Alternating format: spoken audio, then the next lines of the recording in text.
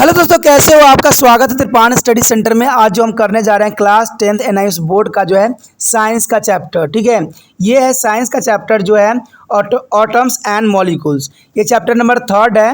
ठीक है, NIS board के लिए 10th क्लास के लिए। तो इसमें जो है बहुत ऑटम्स एंड मॉलिक्यूल्स के बारे में जानेंगे, यानी परमाणु और अणु के बारे में जानेंगे कि परमाणु क्या होती है और अणु क्या होती है।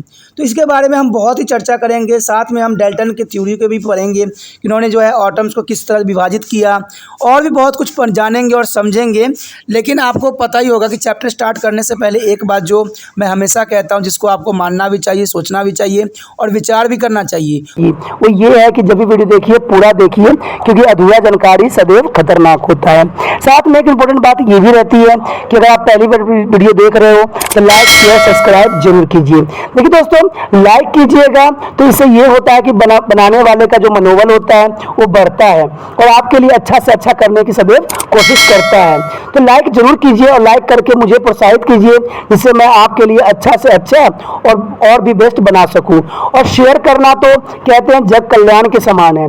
अगर आप दूसरे जरूरतमंद बच्चे हैं उनको अगर शेयर करते हैं और उन तक ये वीडियो पहुंचाते हो, तो इससे ये होता है कि अगर उनकी आवश्यकता थी और वो उसी वीडियो की प्रतीक्षा में थे और आपके थ्रू वो मिल गया है, तो वो आपकी शुक्रिया अदा करेंगे और आपको धन्यवाद देंगे और आपको जो है अच्छा भी कहेंगे। ठीक है, और सब्सक्राइब करना इसलिए इम्पोर्टेंट है कि आप वीडियो तब भेजोगे ना अपने दोस्तों के पास जब आपके पास ही पता लगेगा कि ये वीडियो उनके लिए है। तो सब्सक्राइब करोगे तभी आप तक इसका नोटिफिकेशन जो है मिलेगा और सही समय पर जो है दूसरे बच्चों को भी हेल्प कर पाओगे। दोस्तों, आप सोचते होंगे कि त्रिपाण स्टडी सेंटर जो है सिर्फ वो जो है एनआईएस बोर्ड के लिए ही वीडियो बनाता है या सिर्फ एक ही क्लास के लिए वीडियो बनाता है। ऐसा नहीं है दोस्तों, ये जो है कई मायनों में हर जगह जो है हेल्पफुल है, क्योंकि ये जो है 8th class 9th 10th 11th 12th CBSE के सभी चैप्टरों को जो है कवर करता है। प्लस जो है एनआईएस बोर्ड 10th हो या +2 हो सभी सब्जेक्टों को कवर करता है। प्लस जो है ये पंजाब यूनिवर्सिटी के फर्स्ट सेमेस्टर से लेके 6th सेमेस्टर तक 8 सब्जेक्टों को जो है कवर करता है। और जो है बीए जो है बीए के बाद जो है एमए है। एमए में जिन बच्चों की जो प्रॉब्लम होती है उनको भी सोल्यूशन करने के लिए त्रिपाण स्टडी सेंटर सदैव अग्रसर है। तो कहते हैं इतना हेल्पफुल हो जाने के बाद भी अगर त्रिपाण स्टडी सेंटर को आप सब्सक्राइब नहीं करते हो तो आप दूसरे बच्चों को भी हेल्प नहीं कर पाओगे। तो सोचिए मत, विचार मत कीजिए, अभी त्रिपाण स्टडी सेंटर को सब्सक्राइब कीजिए, लाइक कीजिए, शेयर कीजिए और दोस्तों के साथ इसको व्हाट्सएप स्टेटस पे लगाइए। ठीक है दोस्तों, ये तो था आपके लिए। अब देखते हैं हमारे आज सिलेबस में क्या है। atoms and molecules. In the previous chapter you learn about the matter. The idea of divisibility of matter was considered long back in India around 500 BC. Maharishi Kund, as an Indian philosopher, discussed it is the darshan, Vedic darshans. He said, if we go on divided matter, we shall get a smaller and smaller particle. A stage would be come to behind of which is a further division which not be possible. He named this particle as a Parmanu. This concept was the further elaborated by another Indian philosopher, Pakuda Katyayana. Katyayana said there these particles is a normally exist in the combined from which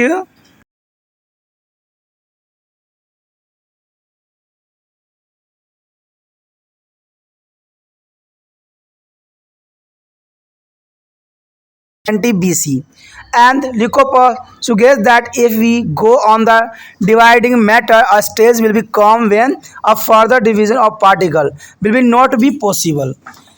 And Democritus is called this invisible particles atoms, which mean to the indivisible. This idea were to based on the philosophically is a considerations and experimental work of validates this idea could not be done till the 18th century. However, today we know that an atoms is and how it's responsible for a different property of substance. In this chapter, we shall study about the atom and molecules and relative aspects like atoms and molecules masses, moles concept and molecular marks. We shall also learn how to write a chemical formula of compound. दोस्तों यहाँ पर बताया गया है कि बहुत से जो फिलोसफर थे, चाहे हमारे इंडियन के हों चाहे विदेश के हों, उन्होंने अपना अपना जो है थ्योरी और टर्म्स के बारे में दिया है। यानी इसको परमाणु और अणु जो कहते हो उसके बारे में बताया गया है। परमाणु क्या है, अणु क्या है, और किसको जो है अधिक से अधिक पार्टिकल्स में कन्वर्ट नहीं कर सकते, डिवाइड नहीं कर सकते, इसके बारे में हर एक फिलोसफर ने अपने अपने विचार दिया है। अपने अपने एरा में उन्होंने अपनी अपनी बातों को रखा है। यहाँ पर जो है मॉडल भी हम पढ़ेंगे। आज जो हम इस चैप्टर में पढ़ने जा रहे हैं वो होगा हमारे समक्ष जो है केमिकल फार्मूला के बारे में जानेंगे, कंपाउंड के बारे में जानेंगे, और जो है मोलर कॉन्सेप्ट के बारे में जानेंगे और उसके बाद है मोलर मास के, यानी सब चीज़ों के बारे में समझेंगे। ठीक है, उससे पहले हमने देखना है कि हमारा ऑब्जेक्टिव आज क्या है। आज हमारे समक्ष जो ऑब्जेक्ट है, state the law of concentration of mass and law of concentration of propositions, list an important feature of Dalton's as atomic theory and distinctions between to the atom and molecules, define the isotopic mass, atomic mass and molecular mass. तो इन सब के बारे में हम जानेंगे, Dalton atomic theory के बारे में भी जानेंगे, प्लस हम कंजर्वेशन ऑफ मार्क्स के बारे में जानेंगे। तो इन सब को जो है विशेष अपना महत्व रखेगा। सबसे इंपॉर्टेंट इसमें रहेगा आइसोटोनिक मार्क्स। ठीक है, तो ये चीज़ें जो है अपना जगह पे बहुत इंपॉर्टेंट रखता है, तो इसके बारे में जो है हम पढ़ेंगे। चलिए हम देखते हैं और हम पढ़ते हैं कि हमारा जो है आगे क्या है। Let's come to the our concept of law of chemical combination. What do you mean to the law of chemical combination?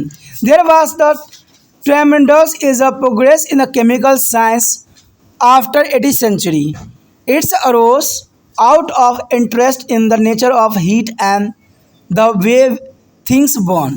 Major progresses was made through their careful use of chemical balance to determine the changes in a marks that occurred in the chemical reaction. The great French chemist is Antonin Lavoisier, who used to the balanced study of chemical reaction, and he heated to the mercury in a solid flux that is a contained in the air. And after several days, a red substance, mercury oxide, was produced. The gas remaining in the flux was reduced in a marks. The remaining gas was neither able to support a combination nor a life. The remaining gas in the flux was identified as a nitrogen. The gas which is combined with the mercury was oxygen. Further is carefully performed to the experiment and by taking a weighted quantity of mercury oxide.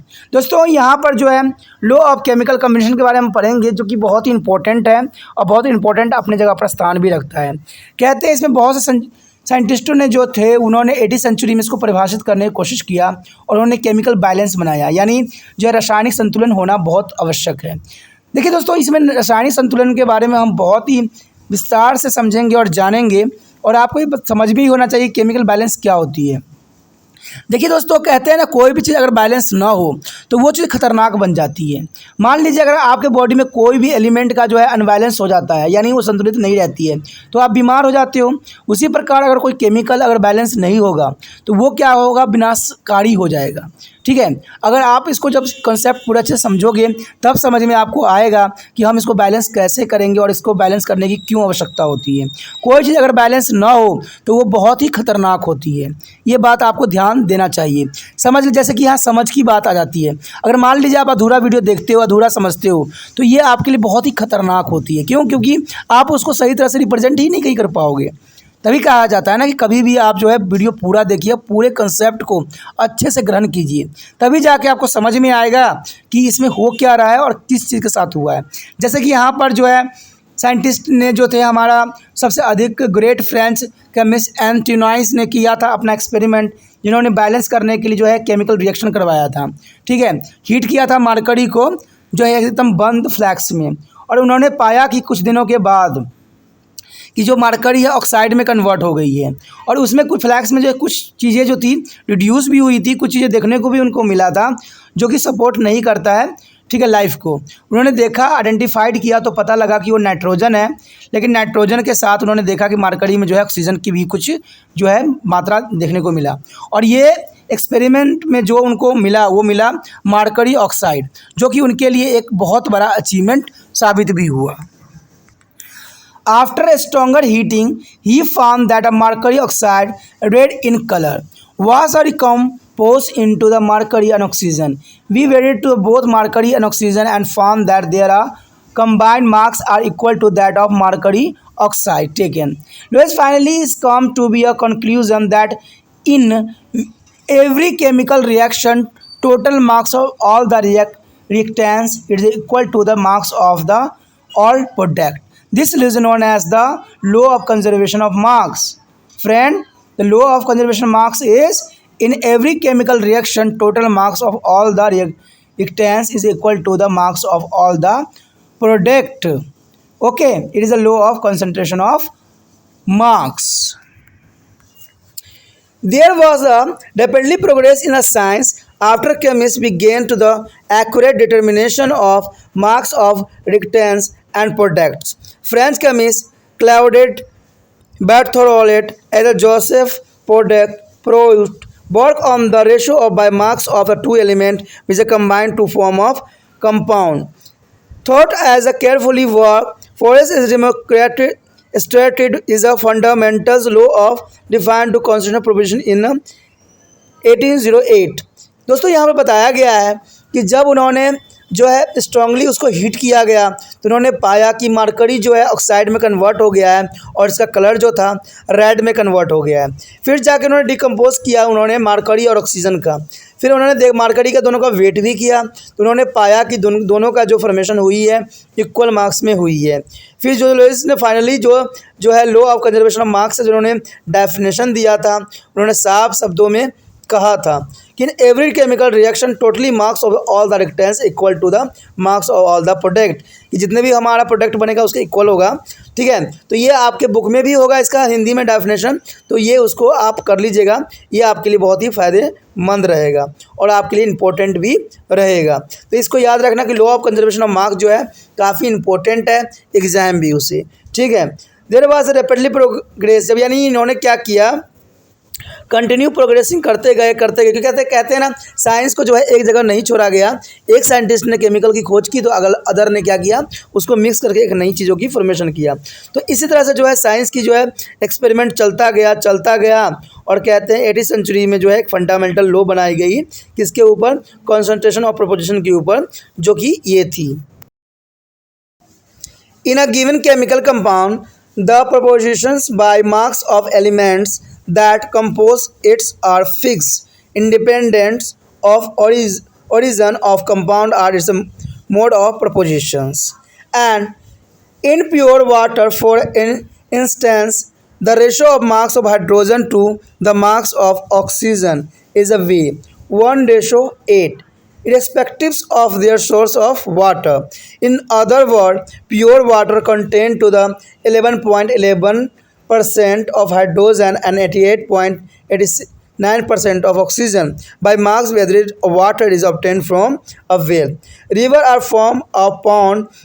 Thus is the 9.0 gram of water are decomposed 1 gram of hydrogen and 8 gram of oxygen are away obtained Furthermore, if a 3.0 gram of hydrogen and mixed with 8 gram of oxygen, the mixture is injected is 9.0 gram of water are formed on 2.0 gram of hydrogen remain to the unreacted. Similarly, a sodium chloride contains to 60.966% of chlorine and 39.34% of sodium by the marks whether obtained from the salt of mine.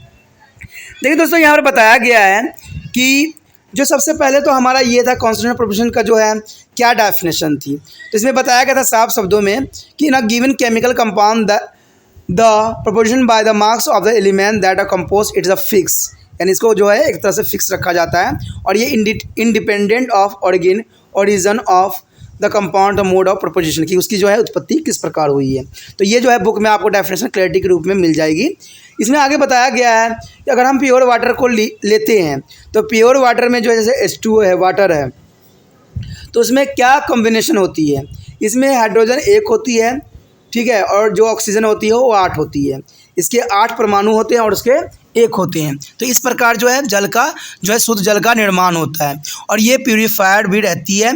तो इसमें जो है concentration percentage का क्या होगा, इसमें percentage की concentration जो होगी 11 दशमलव, ठीक है, 11% प्रतिशत, और जो हाइड्रोजन की जो कॉन्सेंट्रेशन रहेगी वो नहीं, ऑक्सीजन की जो कॉन्सेंट्रेशन रहेगी वो रहेगी 88.89%। तो इस तरह से जो है इसकी कॉम्बिनेशन बनेगी, यानी एक का रहेगा 11 और 8 का होगा 88%।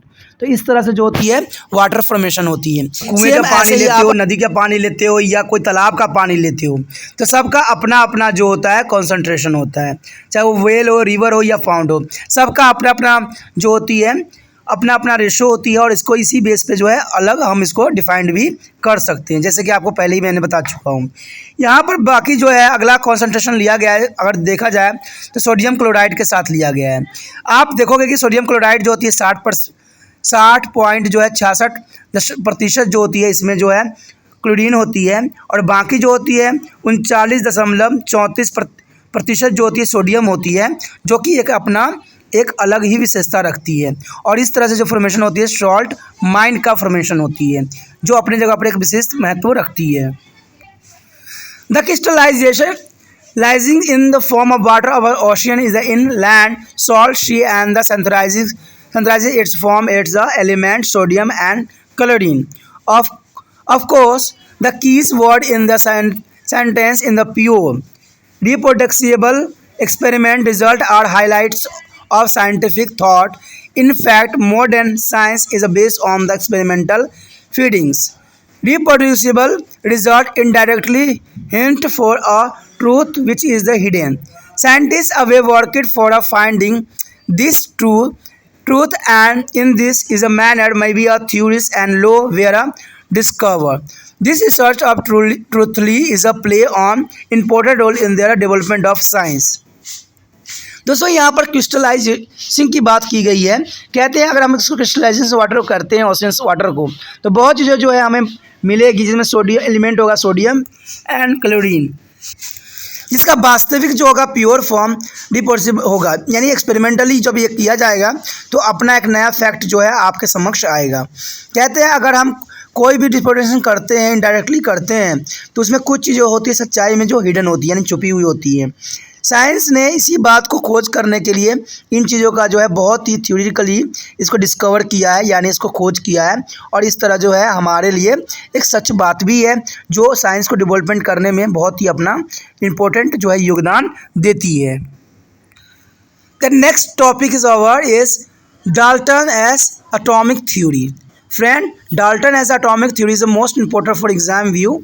The English scientist John Dalton was by no means to the first person to the propose the extensions of atom was we have seen in the preview section.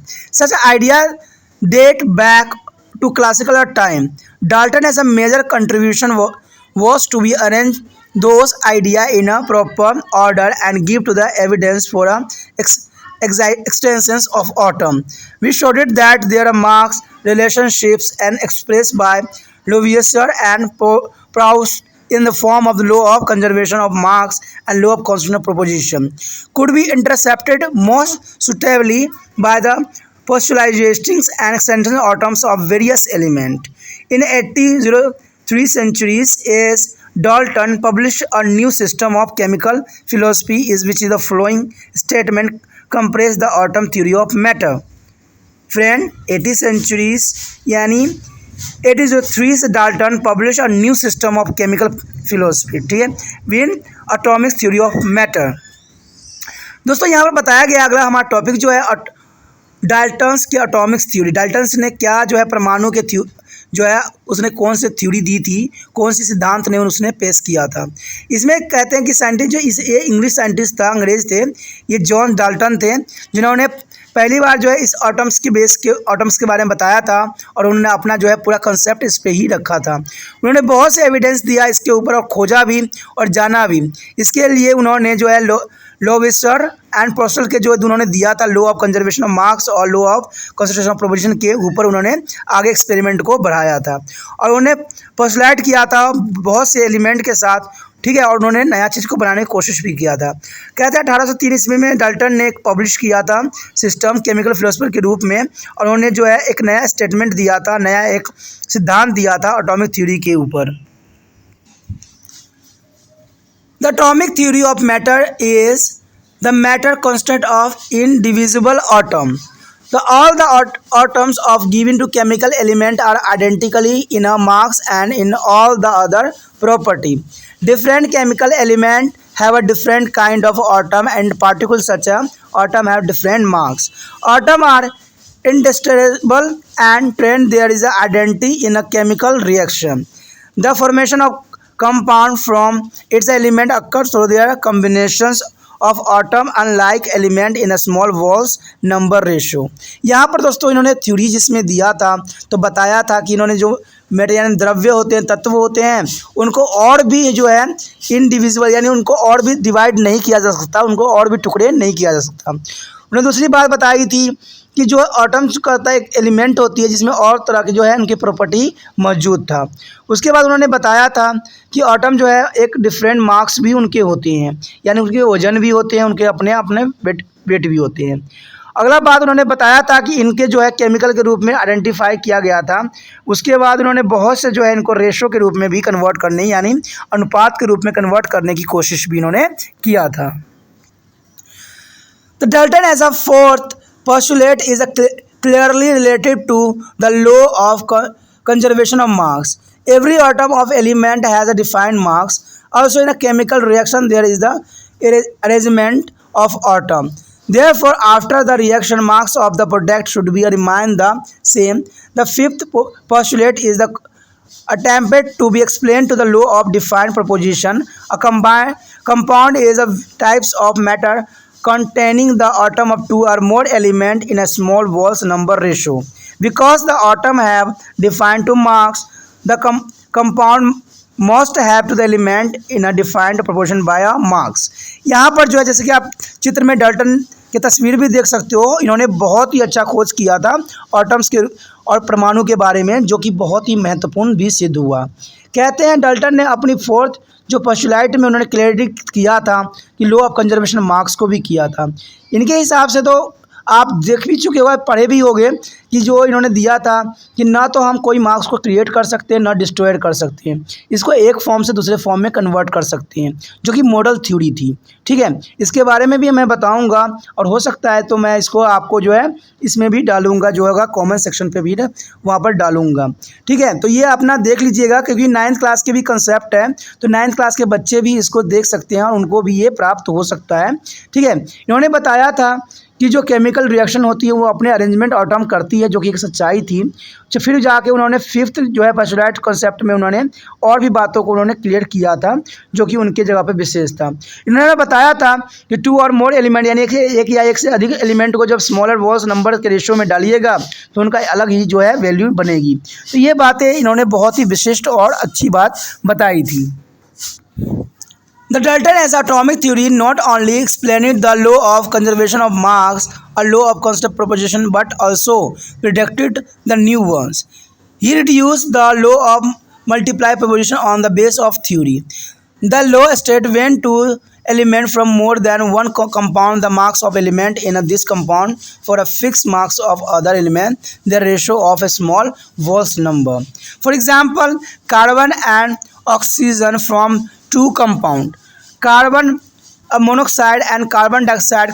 Carbon monoxide contain to the 1.3321 grams of oxygen and each 1.00 grams of carbon, whereas the carbon dioxide contain to 2.642 gram of oxygen and 1.8 gram of carbon. In other words, carbon dioxide contain twice the mass oxygen in the containing carbon monoxide, and 2 into 6.2 is 2 multiplied by 2. For a given mass of carbon, atomic theories explain this by us saying that is a carbon dioxide containing twice as many oxygen atom from a given number of carbon atom does the carbon monoxide. The deduction of the law of multi-proposition from atomic theory was important in a convincing alchemist of validity of theory. तो यहाँ पर Dalton's ने अपनी जो theory दिया था, उन्होंने law of multiple proportion के ऊपर दिया था, जो कि एक विशिष्ट था. उन्होंने बताया था कि when the two element from more than one compound, the marks of element is a this compound for a fixed marks of the other element are in the ratio of a small Walsh number. यानी उन्होंने बताया था कि सभी जो marks होते हैं उनका जो रेशो होती है, यानी अनुपात होती है, वो एक वॉल नंबर में फिक्स होती है. देखिए बात तो सच्चाई है. अगर मान लीजिए S2A ही लेते हैं तो उनका जो रेशो होगा, उनका जो अनुपात होगा, वो अपना अपना वेरी करेगा, अपने अपने पर डिपेंड करेगा.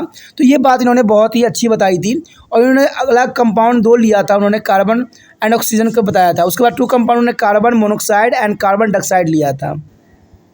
फिर उन्होंने बताया था कि कार्बन मोनोक्साइड कंटेन करता है 1.332 ग्राम जो है ऑक्सीजन को कंटेन करता है, और 1.00 ग्राम जो है कार्बन को वो कंसेप्ट करता है. तो carbon monoxide containing 2.642 gram of oxygen और 1 ग्राम ऑफ कार्बन.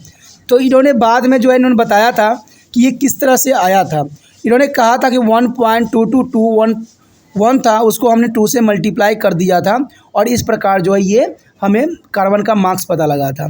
तो सेम जो है इन्होंने लो बहुत ही वैरायटी दिया, इन्होंने वैलिडिटी दिया, काफ़ी उन्होंने समझाने की कोशिश भी किया इसमें कि इसकी इंपॉर्टेंस क्या रहेगी और इसका इंपॉर्टेंट क्या फ्यूचर में बनेगी. First question is what is an atom. Friend, there is atom as you have just seen in the previous section, that an atom is the smallest particles of element that retains its element a chemical property. An atom one's element is different in a size and mass from atoms of other element. This atom were to the consider invisible by Indian and Greek philosopher in their beginning, and their name of atom, as mentioned earlier, emerged out of the basic philosopher. Today we know that atoms are not invisible. They can be broken down into the still smaller particles. Thought there is a loss their chemical identity in this process. But in spite of all this development, atom still remain is a build of block of matter. देखिए दोस्तों, यहाँ पर बताया गया है कि जो हमारा अणु होती है, ठीक है, यानी जो हमारा परमाणु होते हैं, ठीक है, तो परमाणु की क्या विशेषता होती है, परमाणु अपने जगह पर क्या विशेषता रखते हैं, तो इन चीज़ों के बारे में बताया गया है. ठीक है, तो इसमें यही बात बताया गया है कि जो एटम्स होते हैं, एटम्स जो है बहुत ही स्मॉल से स्मॉल पार्टिकल्स होते हैं. यह मैंने पहले भी बता चुका हूँ, लेकिन कहते हैं कि इंडियन ग्रीक फिलोसफर जो थे अपने अपने इसमें बातों को लेकर चल रहे थे. कहते हैं कि इनडिविजिबल है, यानी जिसको हम डिवाइड नहीं कर सकते अदर पार्ट्स में, तो उसको हम एटम का यहाँ पर नाम दिया गया है. तो कहते हैं छोटे छोटे एटम मिल के जो है बहुत बड़े पार्टिकल्स बनाते हैं. जैसे आप सिंपल एग्जाम्पल ले सकते हो, अगर एक घर बन रहा है तो घर में देखते हो रेत कितने छोटे छोटे पार्टिकल्स होते हैं, और आपस में कैसे बॉन्डिंग करके जो है इतना बड़ा घर का निर्माण कर देता है. तो ये सारे चीज़ें जो होती है बहुत इंपॉर्टेंट रखती है. ठीक है, और ये इन्होंने एटम को जो है साफ शब्दों में इसको क्लैरिटी दिया था कि ये जो है अधिक जो है और डिवाइडेड नहीं किया जा सकता एटम को. तो ये बात आपके लिए बहुत इंपॉर्टेंट रखता है, और ये समझ के लिए भी इंपॉर्टेंट होता है. Our next topic is what is the size of atom. Friend, what is the size of the atom? It is an important question. Atoms are very small. They are smaller than anything that we can imagine or compare with. In order to have a feeling of size of an atom, you can consider this example. 1 teaspoon of water, about 1 ml, contain about 3 times as many atom was ultrasonic oceans contain 10 spoon of water. As more than millions of atoms when struck would we make a layer breakly is thick and there a sheet of paper. Atoms are different elements, not only different in a mass proposed to the Dalton, but also they are different in a size.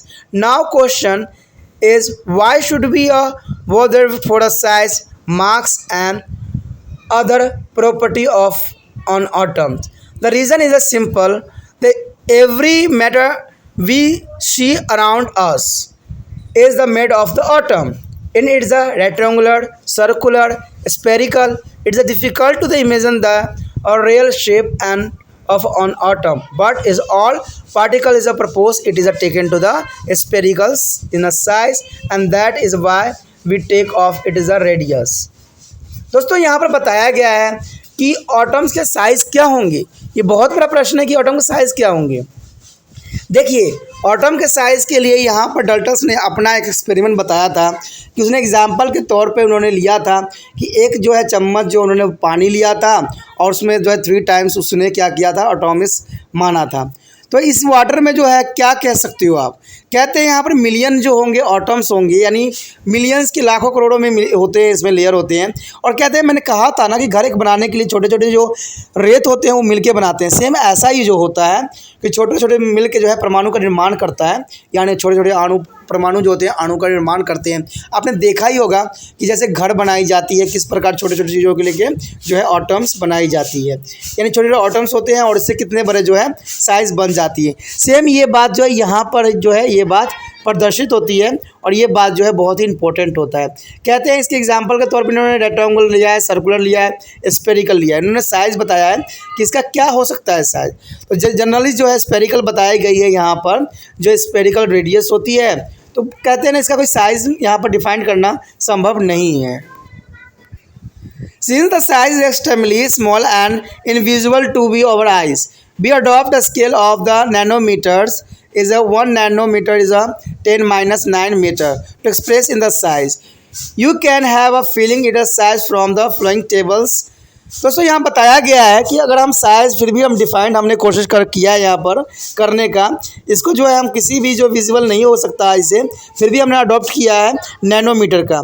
आपको पता होगा कि 1 nanometre जो होती है 10⁻⁹ होती है, यानी कितनी छोटी हो सकती है आप इसका कल्पना कर सकते हो। और इसको जो है टेबल में यहाँ पर दिखाने की कोशिश भी किया गया है।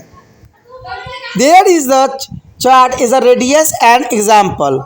The first of all 10⁻⁻ is the atom of hydrogen, 10⁻⁴ is the grain of sand, and 10⁻⁻1 is a watermelon, and 0.2 into 10⁻⁻1 is the cricket ball. You can compare to each other. You cannot see atom with your naked eyes, but we used modern techniques. We can now to produce a magnified image to the surface of element showing the atom. There is a technique is known as the scanning tunneling is the macroscope. दोस्तों यहाँ पर बताया गया है कि आपको कुछ example दिया गया, कुछ त्रिज्याएँ दी गई हैं, जैसे कि नैनोमीटर में दिया गया 10⁻⁻10 दिया है जो कि हाइड्रोजन को रिप्रेजेंट करता है। उसी प्रकार जो है 10⁻⁻4 जो है सैंड को करता है, ठीक है। उसी प्रकार जो है आपको 10⁻⁻1 जो है वाटरमेलन यानी जो है तरबूज की जो है साइज़ की तुलना की गई है। उसी प्रकार जो है 0.2 का 10⁻⁻1 को जो है क्रिकेट बॉल के साथ तुलना की गई है। तो ये सारे जो है एक दूसरे को तुलना करने के लिए आप समझ सकते हो कि जो है एक एटम की कितनी छोटी साइज़ हो सकती है। अब पहले जो समय में जो था इसको देखना संभव नहीं था नेकेड आई से, बट आज के मॉडल टेक्निक के समय में देखना बहुत ही आसान हो गया है। कहते हैं इसका जो अच्छा से अच्छा मैग्नीफाइड यानी अच्छा से जो इमेज हमें मिल सकती है वो मिल सकती है हमारा STM के रिगार्डिंग। STM का मतलब यही होता है, ये टेक्निक होती है जिसमें स्कैनिंग करते हैं, स्कैनिंग टनलिंग्स ऑफ माइक्रोस्कोप। आजकल इतने बड़े बड़े माइक्रोस्कोप आ गए हैं जिसको आप विशेष और ख़ास तौर पर इसको जो है इमेजिनेशन कर सकते हो और इसको जो है एक्सपेरिमेंटल भी देख सकते हो। Our next topic is atomic mass. Dalton give the concept of atomic mass. According to him, atoms of the same element have some atomic masses, but atoms of different elements have different atomic masses. Since Dalton could not measure individually atoms, he measured relatives masses of element required to form a compound. From this is decided relatives atomic mass.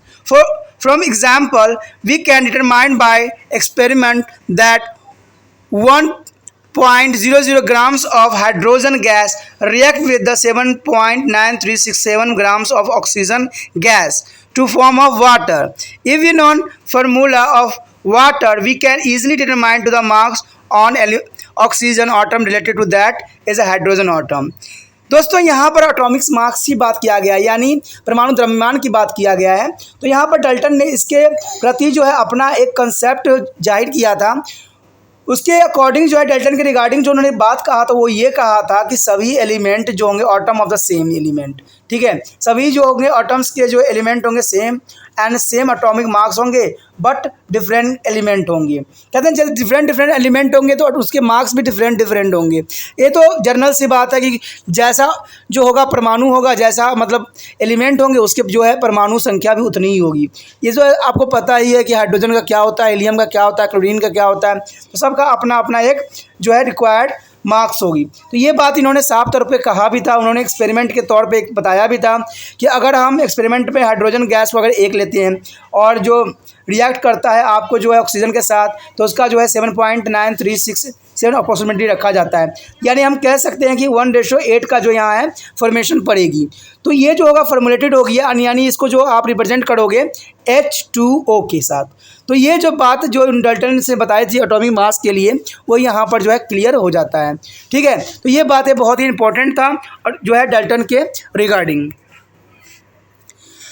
Dalton did not have a way of determining the position of the atom of each element forming water during these days. He has assumed that the simplest possibility that atoms of oxygen and hydrogen were equal in the number.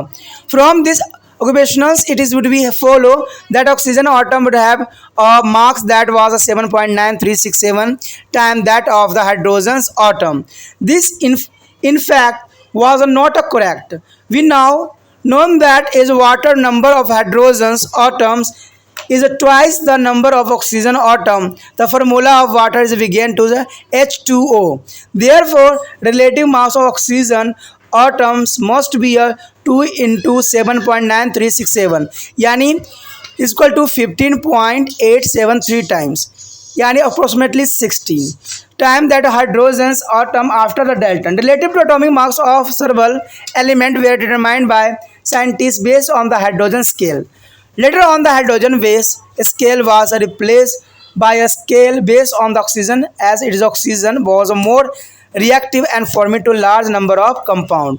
दोस्तों यहाँ पर Dalton ने एक बात पूरी तरह से सिद्ध करने की कोशिश किया था कि जैसे कि आपको पता ही होगा कि ऑक्सीजन जो होती है 7.9367 इसके जो होते हैं, लेकिन उसने ये बात पूरा क्लियर करके बताया था कि अगर हम इसको 2 से मल्टीप्लाई कर दें तो इसका जो वैल्यू हो जाएगा वो कितना हो जाएगा 15.873 हो जाएगा।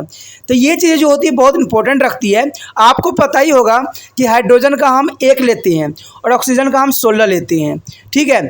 अगर हमारा H2O बनता है तो हाइड्रोजन में कितना होगा, परमाणु द्रव्यमान जो होगा 2 होगा और ऑक्सीजन में कितना होगा 16 होगा। अगर दोनों का प्लस कर दीजिएगा तो 18 बनेगा। जब इसको जो है एटॉमिक्स नंबर में जब फिल कीजिएगा तो ये जो होगा बिल्कुल ही बैलेंस हो जाएगा, ठीक है। तो इस प्रकार जो है यहाँ पर डाल्टन ने ये बात पूरी तरह से सिद्ध कर दिया था कि जो इसके ऑक्सीजन होंगे उसको आपको डबल करना पड़ेगा। यहाँ पर हाइड्रोजन को भी डबल कीजिएगा, अगर हाइड्रोजन में 1 है अगर उसको डबल कीजिएगा तो ये 2 में कन्वर्ट हो जाएगा। तो इसके लिए जो है डाल्टन ने एक फार्मूला विकसित किया था हाइड्रोजन बेस स्केल, जो कि बहुत ही इंपॉर्टेंट था और इसको रिप्लेस किया गया था scale based on the oxygen is oxygen के साथ, जो कि काफ़ी हद तक जो है सही भी सिद्ध हुआ था।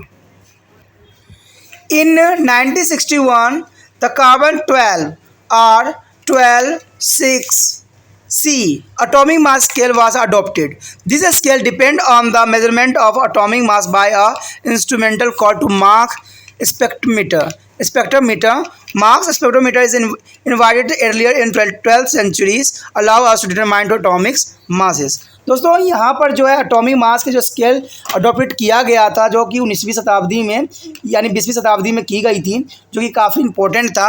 यानी 1961 में इसको जो है विकसित किया गया था, जहाँ कार्बन 12 यानी कार्बन के जो 12 होते हैं उसको 12/6 के साथ आइसोटॉपिक्स बनाई गई थी।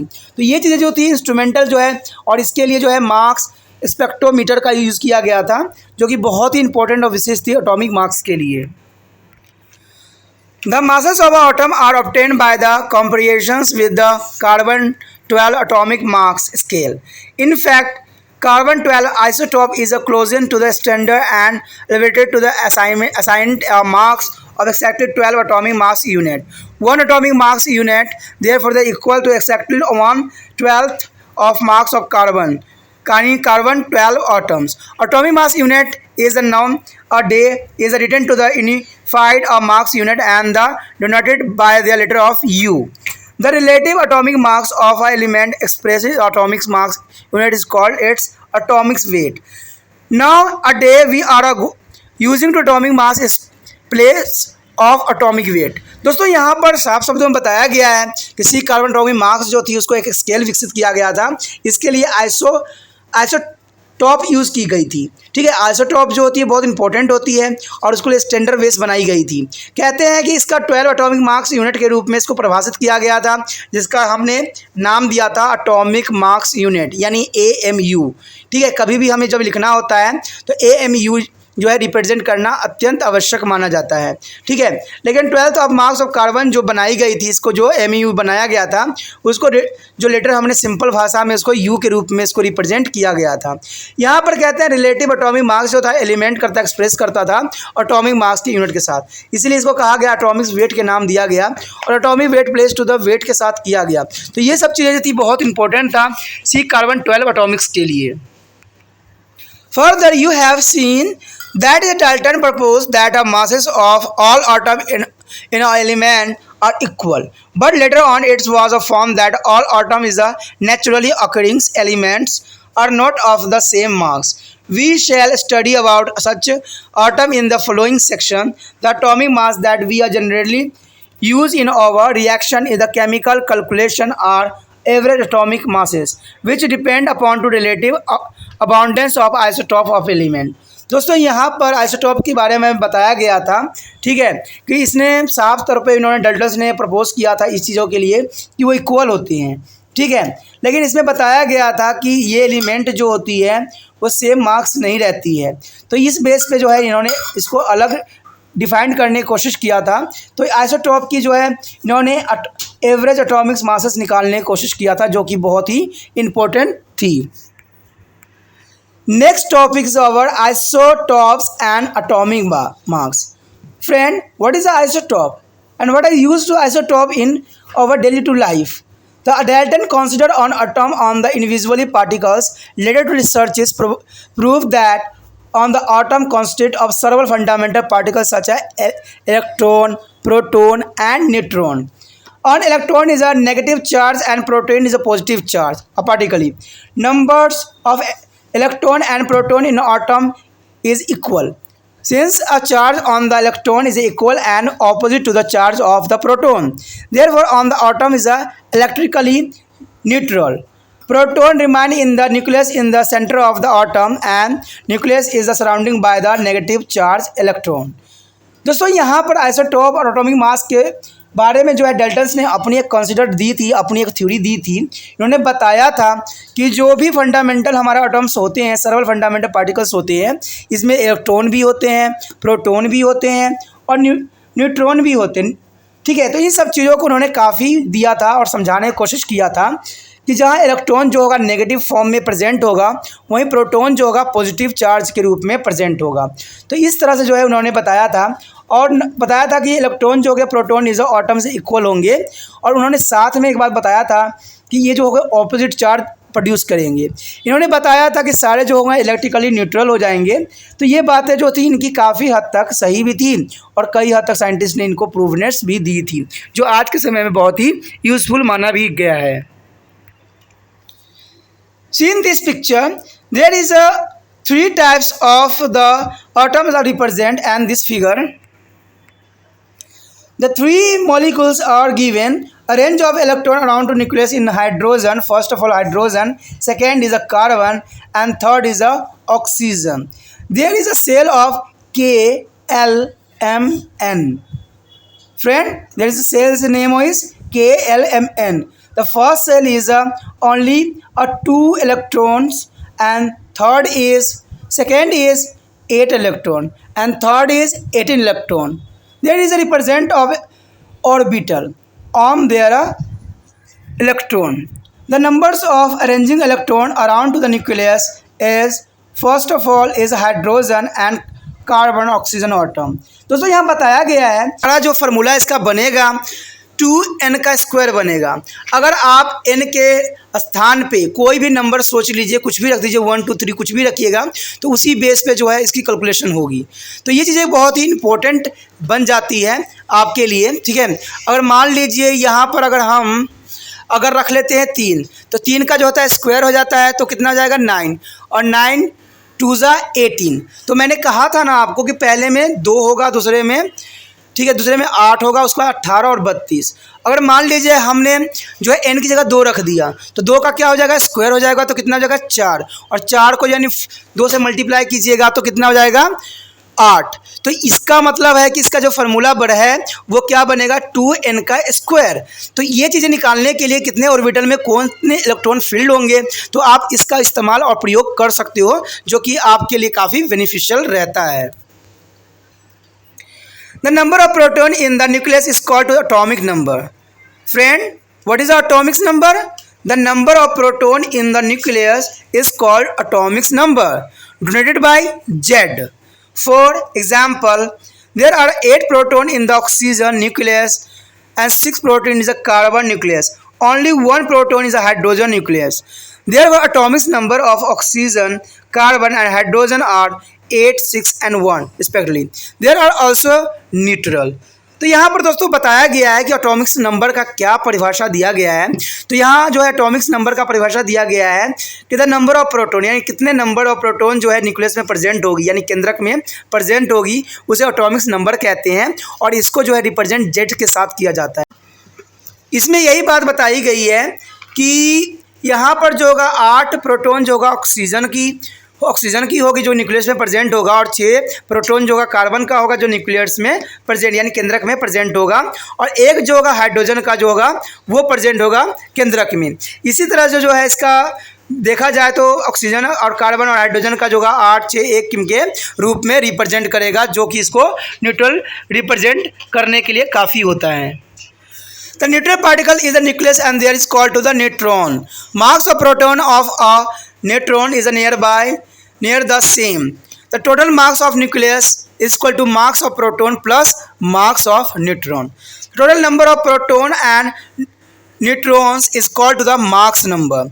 By the conventions, atomic number is written at the bottom of the left corner of the symbol of the atoms of a particular element, as a Mach number is written of the top left corner. For example, symbol is a 12, 6 is indicate that there is a total of 12 particle of nucleons, and in the nucleus is a carbon atom 6 of which are the proton. This must be a 12 minus 6 is equal to 6 neutron. Similarly, 16 upon 8 is a indicate the 8 proton, and 16 nucleus is a 8 proton plus 8 neutron. यहाँ पर दोस्तों बताया गया है साफ शब्दों में कि जो न्यूट्रल करता है उन चीज़ों को जो न्यूक्लियस में प्रेजेंट होती है उसे न्यूट्रॉन कहते हैं। यहाँ पर जो है बताया गया है कि जो कुल जो होगी मार्क्स जो न्यूक्लियस में प्रेजेंट होगी वो किसके बराबर होगी, टोटल द्रव्यमान जो है प्रोटॉन का और टोटल जो है न्यूट्रॉन का क्या द्रव्यमान है उसका, दोनों को जो प्लस कीजिएगा तब जाके आएगा। यहाँ पर जो है एक डेफिनेशन हमारे समक्ष ये भी आता है कि मार्क्स नंबर किसे कहते हैं। तो total number of proton on neutron it's called to the mass number, यानी न्यूट्रॉन में जो होगी प्रेजेंट जितने भी होंगे टोटल उसको हम मार्क्स नंबर कहेंगे। यहाँ पर जो है सिंपली बात जो बताई गई है आपने देखा ही है सामने कि आपके समक्ष जो है 12 6 कार्बन के दिए रखे हैं, जहाँ पर टॉप लेफ्ट कॉर्नर में जो है इसने मार्क्स और नंबर जो है रिप्रेजेंट करने की कोशिश किया है। तो यहाँ पर जो बताया गया कि atomic number written to bottom of the left corner of symbol of atom is particles, ठीक है। तो इसमें बताया गया 12 से के रूप में दर्शाया गया है। तो यहाँ पर देखिए दोनों को माइनस करके जो है न्यूट्रॉन निकाल दिया गया है, जो कि एक विशिष्ट रहती है और अंतिम रहती है। तो ये चीज़ें लिखने का एक अपना एक प्रतीक होती है, अपना एक चिन्ह होती है। Since atomic is electrically neutral, an oxygen has 8 proton and 8 electron in it. Further, atomic number Z differentiates their atom of one element from atom of other element.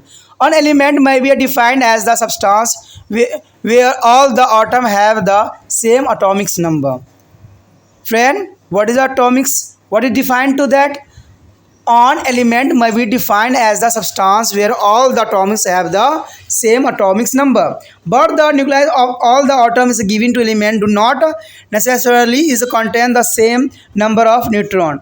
For example, atoms of oxygen found in the nature have their same number of proton, which then make a different from other element, but their neutrons in a nucleus are different. तो यहाँ पर तो साफ शब्दों में ये बात आपके समक्ष जो है प्रस्तुत किया गया है कि जो हमने इलेक्ट्रॉन और प्रोटॉन के बारे में देखा है और डिफरेंट अपनी जो है प्रॉपर्टी शो करते हैं। यहाँ पर एक डेफिनेशन भी दी गई है, ठीक है।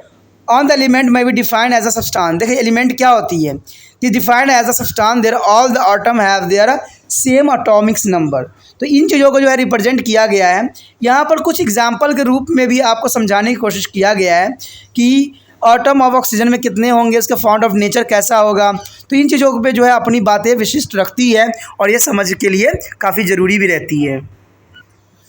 This is the reason that is the marks of atom the same element are different. For example, one types of oxygen atom contain 8 proton and 8 neutron in a one atom. Second types 8 proton and 9 neutrons are there. Third types contain 8 proton and 10 neutron.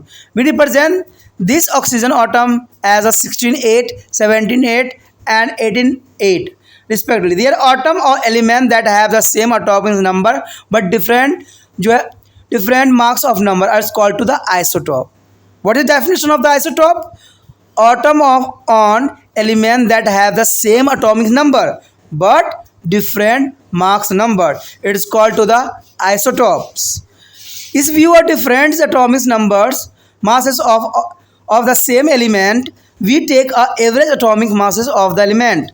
This calculated on the base of the abundance of isotopes. Atomic mass of the same element are provided in the table.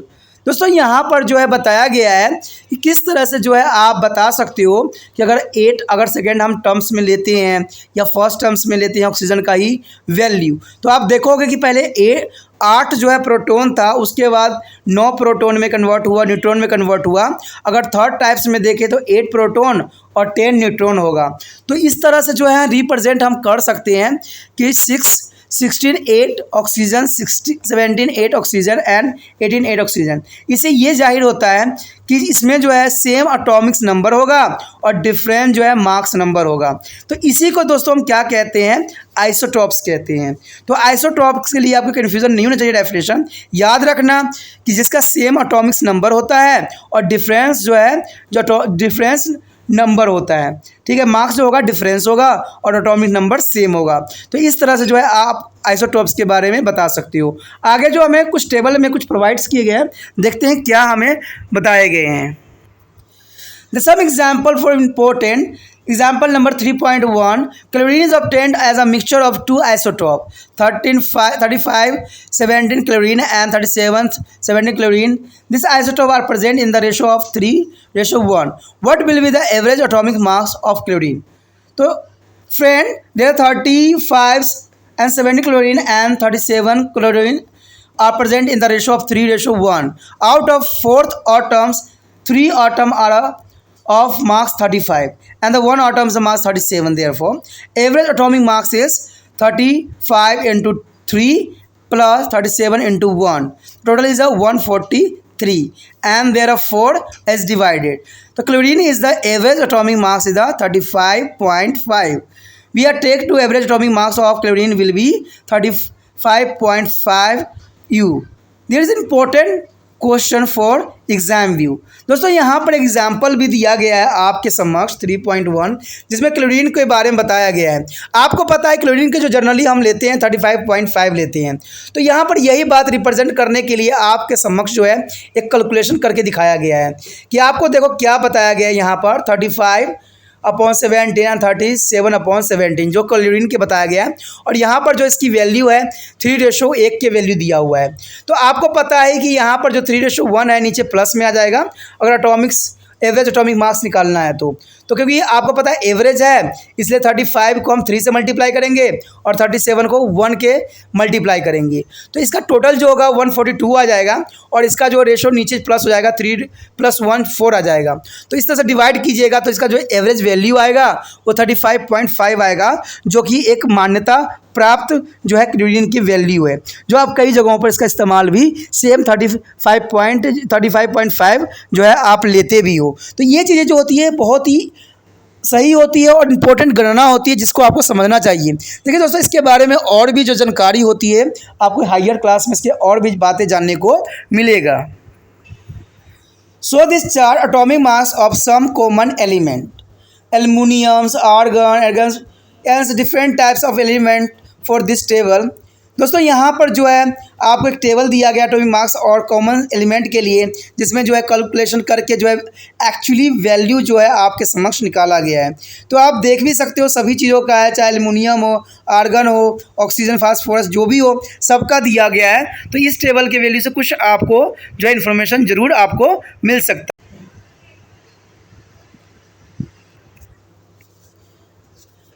Atomic mass or average atom mass cover up to second decimal place. In a practice, we use 200 figures and radioactives.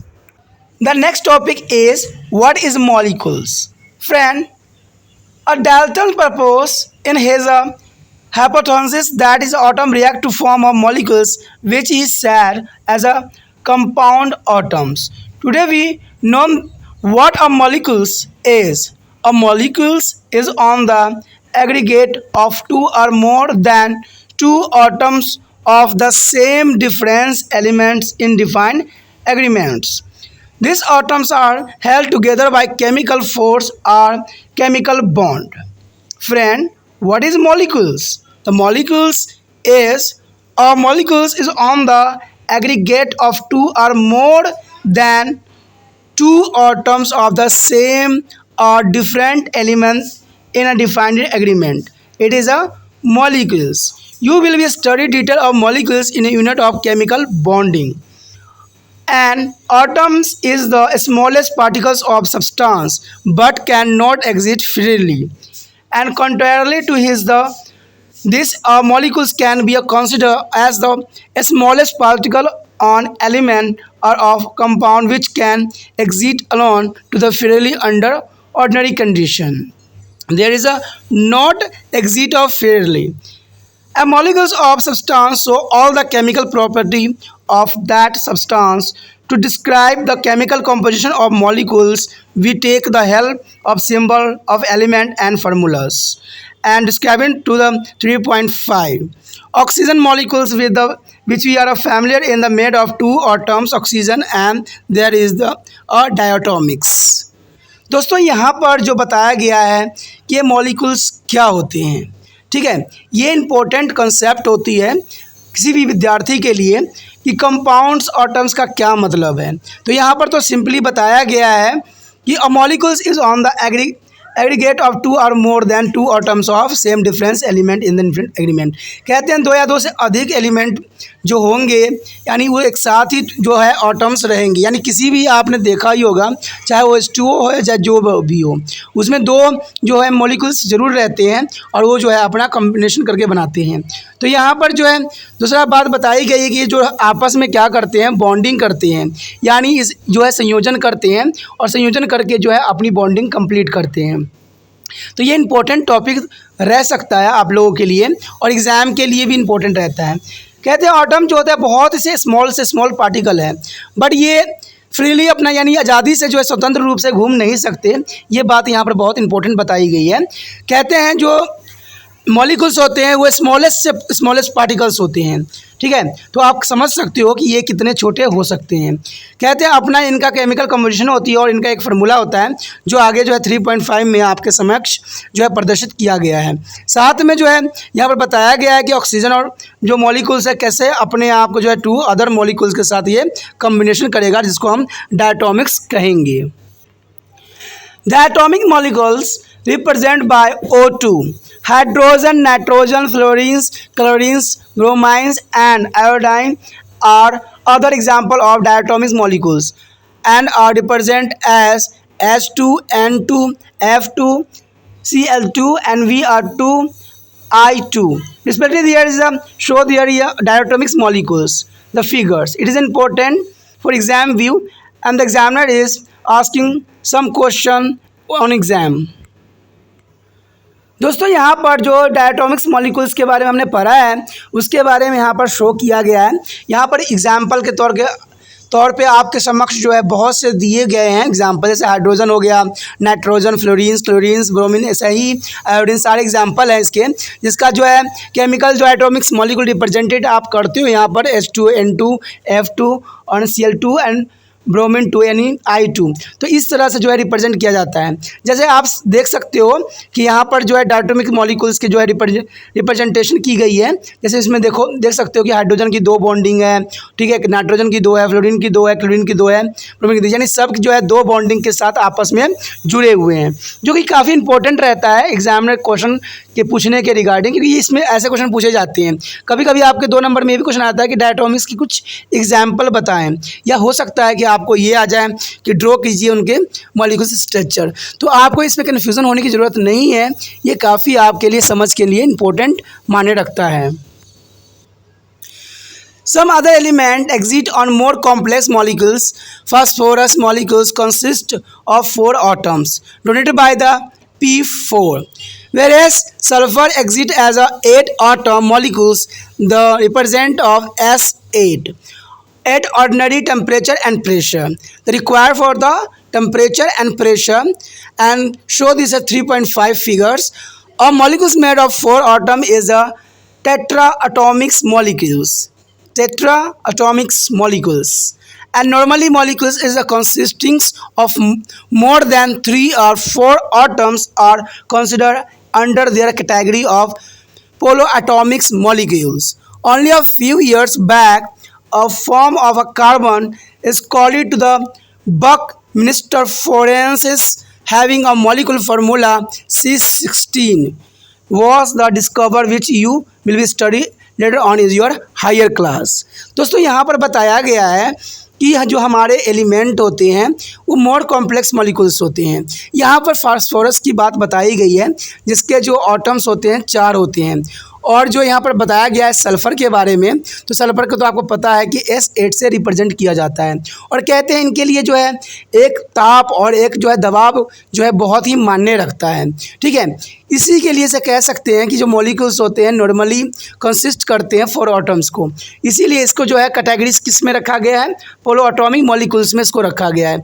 अगर आप पीछे कुछ साल back चले जाते हो तो आपको पता लगेगा कि जो बकमिंस्टर फोरेंसिक्स जो है, जो 16 के नाम से जाना जाता है, वो आप डिस्कवर की गई थी, जिसके बारे में जो है आप आगे हायर क्लास में पढ़ोगे। यहाँ पर जैसे कि आप देख सकते हो कि जो हमारे कुछ फिगर यहाँ ड्रॉ करके दिखाया गया है, तो फास्फोरस में जो है P के जो है P4 के स्ट्रक्चर आपके समक्ष यहाँ पर दिखाया गया है, और सेकेंडली में जो है S8 का। तो कभी कभी एग्जाम में आपको इस तरह से रिप्रेजेंट करने के लिए भी आ जाता है, तो आपके लिए जो है ये मुश्किल नहीं होना चाहिए। Friend, this structure is the most important for exam view. Molecules of phosphorus and sulfur. The molecules of phosphorus is a P4. There is a present on this figure, and sulfur is a S8. The structure is a sulfur molecules is present this second diagram. Molecules of compound are composed of more than one kind of atoms. A familiar example is a water molecules, which are composed of more than one kind of atoms. In one water molecules, there are 2 atoms of hydrogen and 1 atom of oxygen. It is represented as H2O. A molecules of ammonia consist of 1 nitrogen atoms and 3 hydrogen atoms. A molecules of ethyl alcohol C2H5OH is a composed of 9 atoms, 2 atoms of carbon and 6 atoms of hydrogen and 1 atom of oxygen. Show this picture. The first diagram is molecules of water H2O, and second is ammonia is a NH3, and thirdly is the molecules of ethyl alcohol. So show their picture is a completely understand कि what are they are react for each other. दोस्तों यहाँ पर बताया गया है कि आपके समक्ष जो है सबसे अच्छा एग्जाम्पल यहाँ पर वाटर की दी गई है। जैसे कि आपको पता ही होगा कि वाटर को जो होता है हाइड्रोजन के 2 और ऑक्सीजन के 1 होते हैं, ठीक है, एटम्स, और ये आपस में संयोजन करके बनते हैं तो ये पानी का निर्माण करते हैं, ठीक है। तो इसमें कहा गया है, इसी तरह से आपको जो है अमोनिया या आप कह सकते हो कि इथिल अल्कोहल का भी एग्जाम्पल दिया गया है। आपको पता है अमोनिया की जो होती है NH3 होती है इसका केमिकल, ठीक है, और उसी तरह से जो है एथिल अल्कोहल का आता है C2H5OH होती है। तो यहाँ पर जो है आपको डायग्राम में साफ तौर पे इसको प्रदर्शित करने की कोशिश किया है, जो कि काफ़ी इंपॉर्टेंट भी रहता है एग्ज़ाम व्यू से। तो आपको कन्फ्यूज़न होने की ज़रूरत नहीं है, इसको हम अदर तरीक़ा से भी जानने की कोशिश करेंगे, ठीक है। तो ये बहुत काफ़ी इंपॉर्टेंट रह जाता है एग्ज़ाम व्यू से, क्योंकि ये सब जो प्रदर्शन करते हैं हम डायग्रामेटिक, वो काफ़ी एग्ज़ाम व्यू से इंपॉर्टेंट बना रहता है। The next topic is molecules marks. You have just read that a molecule can be represented in form of formula. Popularly it is known as a molecular formula. The molecular formula may be of on the element or of a compound. Molecular formula of a compound is normally used for determining the molecule marks of that substance. If your substance is composed of molecules, for example CO2, H2O, and H3, it is easy to calculate the molecules marks. Molecular marks is the sum of the atomic masses of all the atoms present in that molecules. Thus their molecules marks is the sum of the atomic masses of all the atomic present in that molecules. The molecules marks of CO2 is obtained as। दोस्तों यहाँ पर जो है साफ शब्दों में एक चीज़ बताई गई है कि मॉलिक्यूलर मार्क्स जो है कैलकुलेट करना बहुत ही आवश्यक माना जाता है, ठीक है। इसके लिए मॉलिक्यूलर फार्मूला होना आपके समक्ष बहुत इंपॉर्टेंट मायने रखता है। तो जैसे आपको जो है कार्बन डाइऑक्साइड का हो जाए या जल का हो जाए या अमोनिया का हो जाए, तो सारे चीज़ों का जो है कैलकुलेशन करना अत्यंत महत्वपूर्ण माना जाता है, क्योंकि ये कई बार एग्जामिनरों के फेवरेट रहा है। यहाँ पर जैसे आपको समक्ष जो चीज़ दिया गया है, आपने कैलकुलेशन में नीचे देखिए कार्बन डाइऑक्साइड को जो है कैलकुलेट करने की कोशिश किया गया है, जिसमें जो है आपका कार्बन और ऑक्सीजन 2 है। तो कार्बन का तो आपको पता होना चाहिए कितना होता है, इसका 12 U होते हैं, और ऑक्सीजन कितना होता है 16 होता है। तो क्योंकि ऑक्सीजन के साथ 2 है पावर, तो उसको 2 से ही जो है मल्टीप्लाई किया जाएगा, और जब दोनों को आप प्लस करिएगा 12 और 32 का, तो टोटल मार्क्स जो होगा यानी द्रव्यमान जो इसका हमें प्राप्त होगा वो 44 U प्राप्त होगा। दोस्तों यहाँ पर U रिप्रेजेंट करना अत्यंत महत्वपूर्ण होता है, ये हमने पहले भी इसके बारे में पढ़ चुके हैं, ठीक है। तो इसीलिए जो है आपको इसी तरह से जो है कैलकुलेशन करने की आवश्यकता अनुभव होगा। जैसे आप H2O को एग्जाम्पल ले लो, H2O में जो होता है 1 होता है, लेकिन इसकी पावर कितनी है 2 है, तो ये यानी हाइड्रोजन 2 हो जाएगा, और ऑक्सीजन कितनी होती है 16, तो 16 और 2 कितना होता है दोस्तों 18। इसी तरह अमोनिया का भी आप कैलकुलेशन कर सकते हो, तो ठीक है, तो ये करना अधिक मुश्किल नहीं होगा। अगर आप लोग इसको कैलकुलेशन करना मैं कराना चाहता हूँ, अगर आप लोग कमेंट करिएगा, अगर अच्छा कमेंट मुझे आएगा तो इसके रिगार्डिंग जो है मैं आपको कैलकुलेशन भी अच्छे से करके जो है आपके लिए रिप्रेजेंट करूँगा। लेकिन इसके लिए आपको भी मेरा हेल्प करना पड़ेगा, जब तक आप कमेंट नहीं कीजिएगा तब तक जो है मैं इसके रिगार्डिंग कोई वीडियो नहीं बनाऊँगा, क्योंकि मैं जानता हूँ अगर आप समझते हो देखते हो तो कॉमेंट भी करना आपका फ़र्ज़ बन जाता है। अगर कोई गलतियाँ हैं, कोई मिस्टेकनेस है, तो ये आपका जो है दायित्व बन जाता है, क्योंकि मैं इससे बेटर और अच्छे से करने की कोशिश करूँगा। Hence we written molecule marks of carbon dioxide is 44.0 U. Similarly, we obtain 2 molecule marks of ammonia NH3 as a follow. Friend, the ammonia's molecule marks is a 14, यानी 14 U, and hydrogen is 1 molecules present. There is a molecules of 3. The total calculation is the 3 molecules, and marks of the NH3 is equal to 14 plus 3 is a 70. For a substance which are not a molecule in a nature, we talk of formula marks. For example, sodium chloride, denoted by the formula NaCl, is on the ionic substance. For this, we will be a calculate formula marks of similar to the molecule marks. In case of sodium chloride NaCl, the formula marks is the sodium denoted by the 23 U, and chlorine is 35.5 U. The total is calculated of 58.5 U. You will be learn more about the molecule and atomic compound in detail of later. Friend यहाँ पर जो बताया गया है, एक बात साफ तौर पे बताया गया है कि यहाँ पर दूसरा भी एग्जाम्पल यहाँ पर लिया गया है। कहते हैं सोडियम क्लोराइड जो होती है, जैसे आपको ने पता ही होगा कि सोडियम का जो होता है 23 जो होता है परमाणु द्रव्यमान होता है, और इसका जो होता है क्लोरीन का जो होता है 35.5, जो हम पहले ही कैलकुलेट करके जो है कंफर्म कर चुके हैं। तो जब दोनों को प्लस कीजिएगा, टोटल फॉर्मूला मार्क्स कैलकुलेट कीजिएगा तो वो आ जाएगा 58.5। ठीक है, और भी जो इसके बारे में विषय होगा वो हम आगे पढ़ेंगे, समझेंगे, तो आप इसी तरह से देखते रहिए। The next topic is mole concept. What is a mole concept? When we are mixed two substance, we get a one or more new substance. Friend, we mix to the substance, two substance mixed to the each other, we get one or more new substance formed. For example, when we are mixed hydrogen and oxygen and injected their mixture, we get a new substance, water. The formation of water. This can be represented in the form of chemical equation. Means 2H2 plus O2. The formation is 2H2O. In the above equation, 2 molecules for 4 atoms of hydrogen. 4 atom is hydrogen. 2 power 2 and multiply by 2. Then 4 molecules present, and their other is the 1 molecules atoms of oxygen, but they are shown to the 2 oxygen. Give to the molecules 2 molecules of the water. We also like to be known that many atom molecules of particle substance would be react with the atom and molecules of another substance in the chemical reaction. No matter how the small they are, there are solution to them. This problem is to be have a conventional unit. Would you not like to have a conventional unit? Define a unit for the countings of atom molecules present in a substance will be a desirable and the conventional as well. This chemical countings unit of atoms and molecules is called a mole.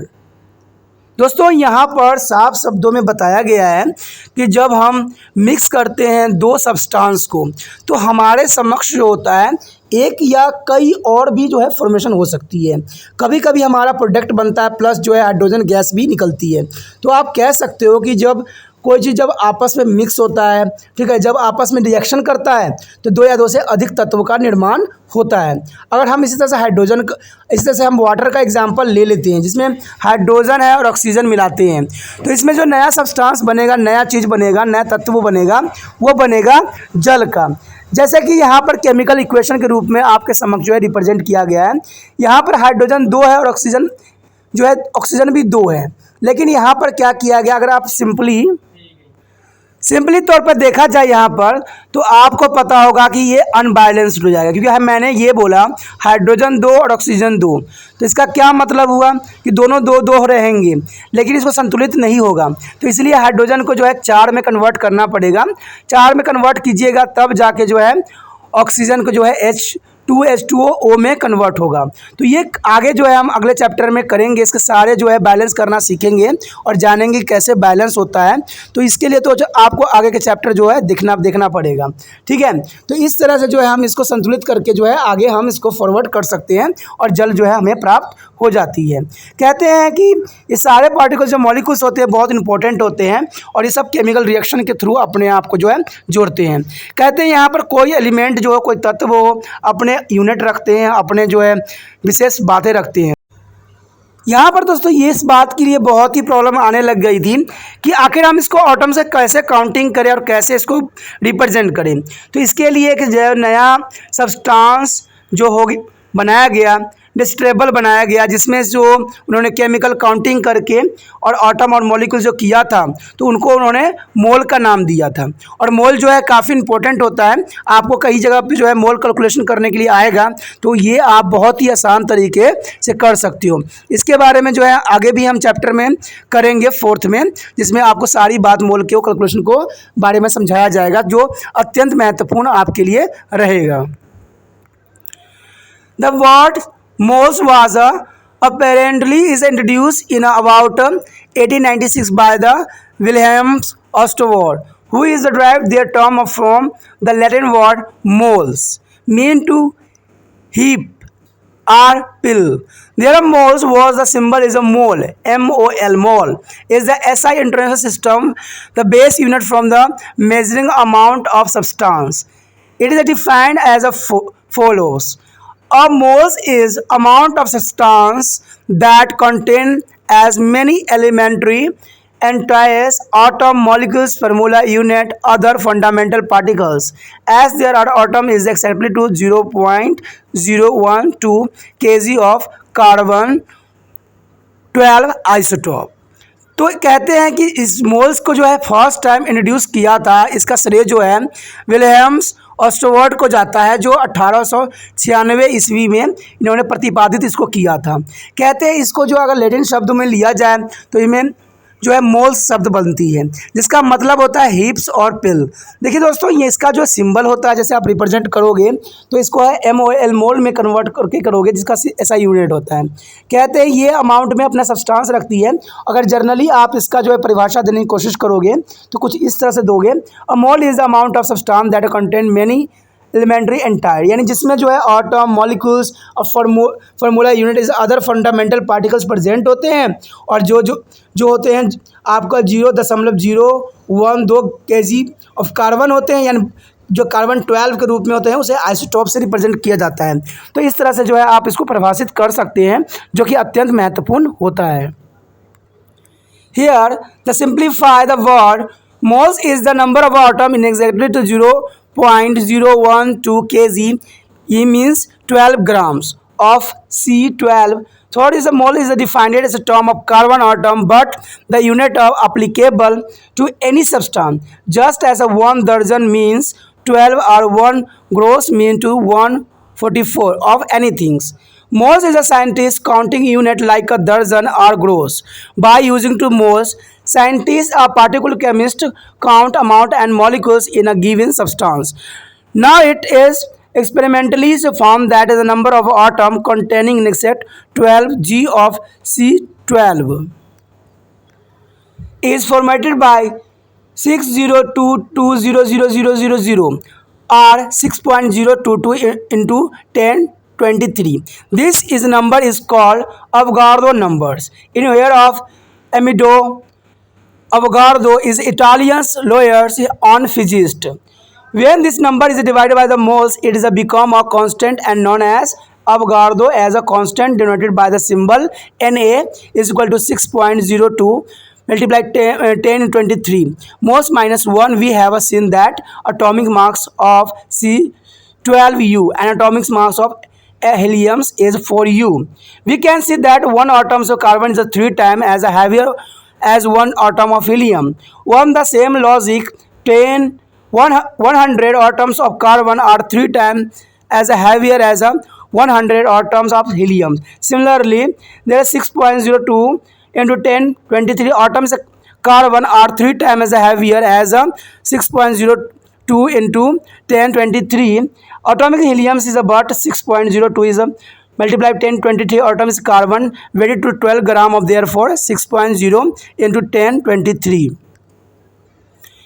Atoms of helium will be weight 1/3 into 12 grams is equal to 4 gram. We can take few more example for element and can calculate the mass of one most atom that element. दोस्तों यहाँ पर जो है अवगार्डो जो rule है उसको defined करने की कोशिश किया गया, परिभाषित करने की कोशिश किया गया है। इसका जो वैल्यू है 602 ऐसे फॉर्म में बनाई गई थी, और इसका जो है सिंपलेस्ट फॉर्म जो होता है 6.022 इंटू 10 की पावर 23।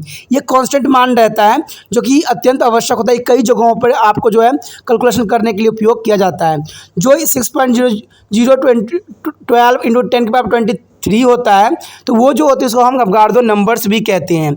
इसको फर्स्ट टाइम जो किया था एमिडो अवगार्डो ने, इसको जो इटालियंस लॉयर थे और एक फिजिस्ट भी थे जिन्होंने इसको परिभाषित किया था, और उन्होंने बताया था और इसको जो है मोल के रूप में कंसेप्ट दिया था। ये कहते हैं कि अवगार्डो इसको कांस्टेंट के नाम से जाना भी गया, और इसका सिंबल जो था 6.02 गुना 10 की पावर 23 बनाई गई थी और मोल -1 में रखा गया था, जो कि बहुत ही महत्वपूर्ण था।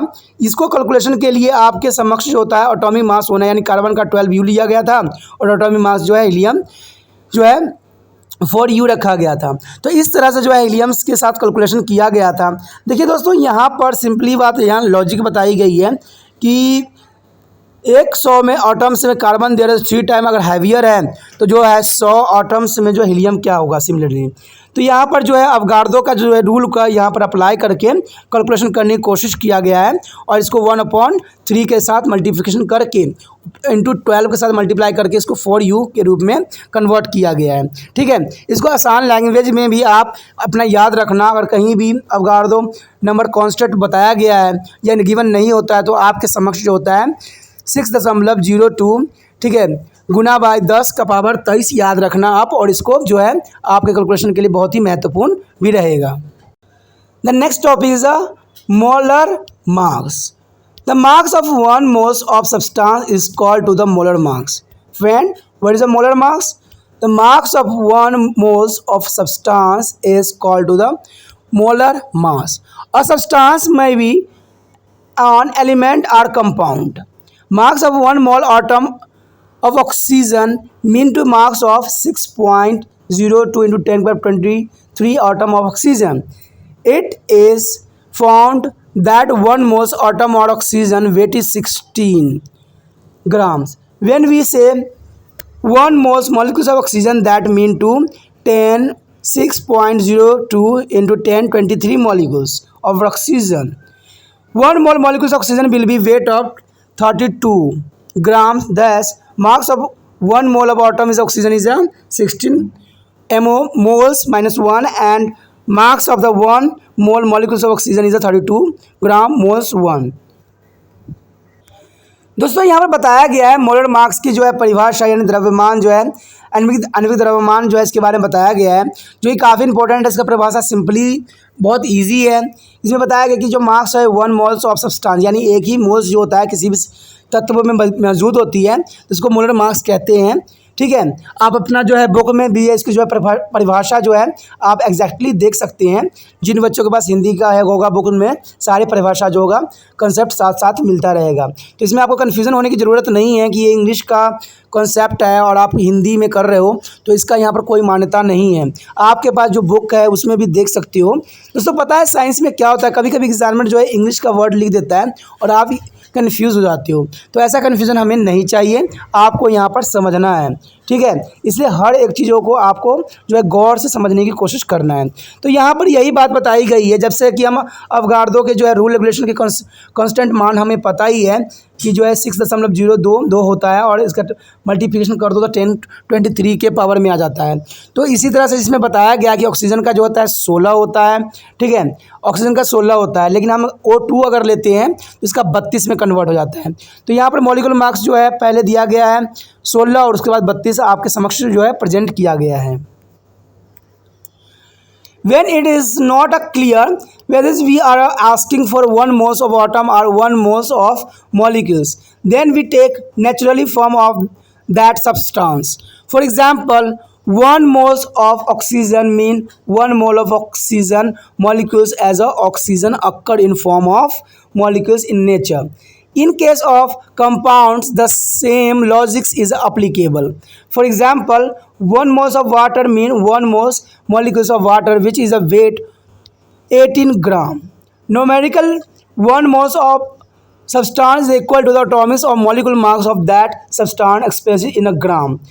Remember, molar mass is a way expressed in the unit of gram upon moles or GMOL minus 1. For example, the molar mass of nitrogen 28 gram moles 1 and molar mass of chlorine is 71 grams mole. तो provide two molecules and molecular mass of few compound substance. दोस्तों, यहाँ पर सिर्फ उन्होंने जो है example को बताने की कोशिश किया है। जैसे आपको मैंने पहले भी बता चुका हूँ कि जो वाटर का होता है टोटल मोलिकुलर मास अगर हम कैलकुलेट करें तो आपको पता है कि हाइड्रोजन में 2 होता है, ऑक्सीजन में जो है ऑक्सीजन जो होता है एक होता है, हाइड्रोजन 2 होता है, ऑक्सीजन 1 होता है। तो हाइड्रोजन के मॉलिक्यूल्स मास अगर आपको पता हो तो 1 होता है, तो इसको 2 से गुना कर दीजिएगा तो 2 हो जाएगा। और ऑक्सीजन 16 होता है, जब इसको आप कैलकुलेट करोगे तो 18 ग्राम आ जाता है। सेम इसी तरह से इन्होंने जो है नाइट्रोजन का बताया है, ठीक है। तो नाइट्रोजन को इन्होंने कैलकुलेट करके बताया, क्लोरीन को भी कैलकुलेट करके बताया है।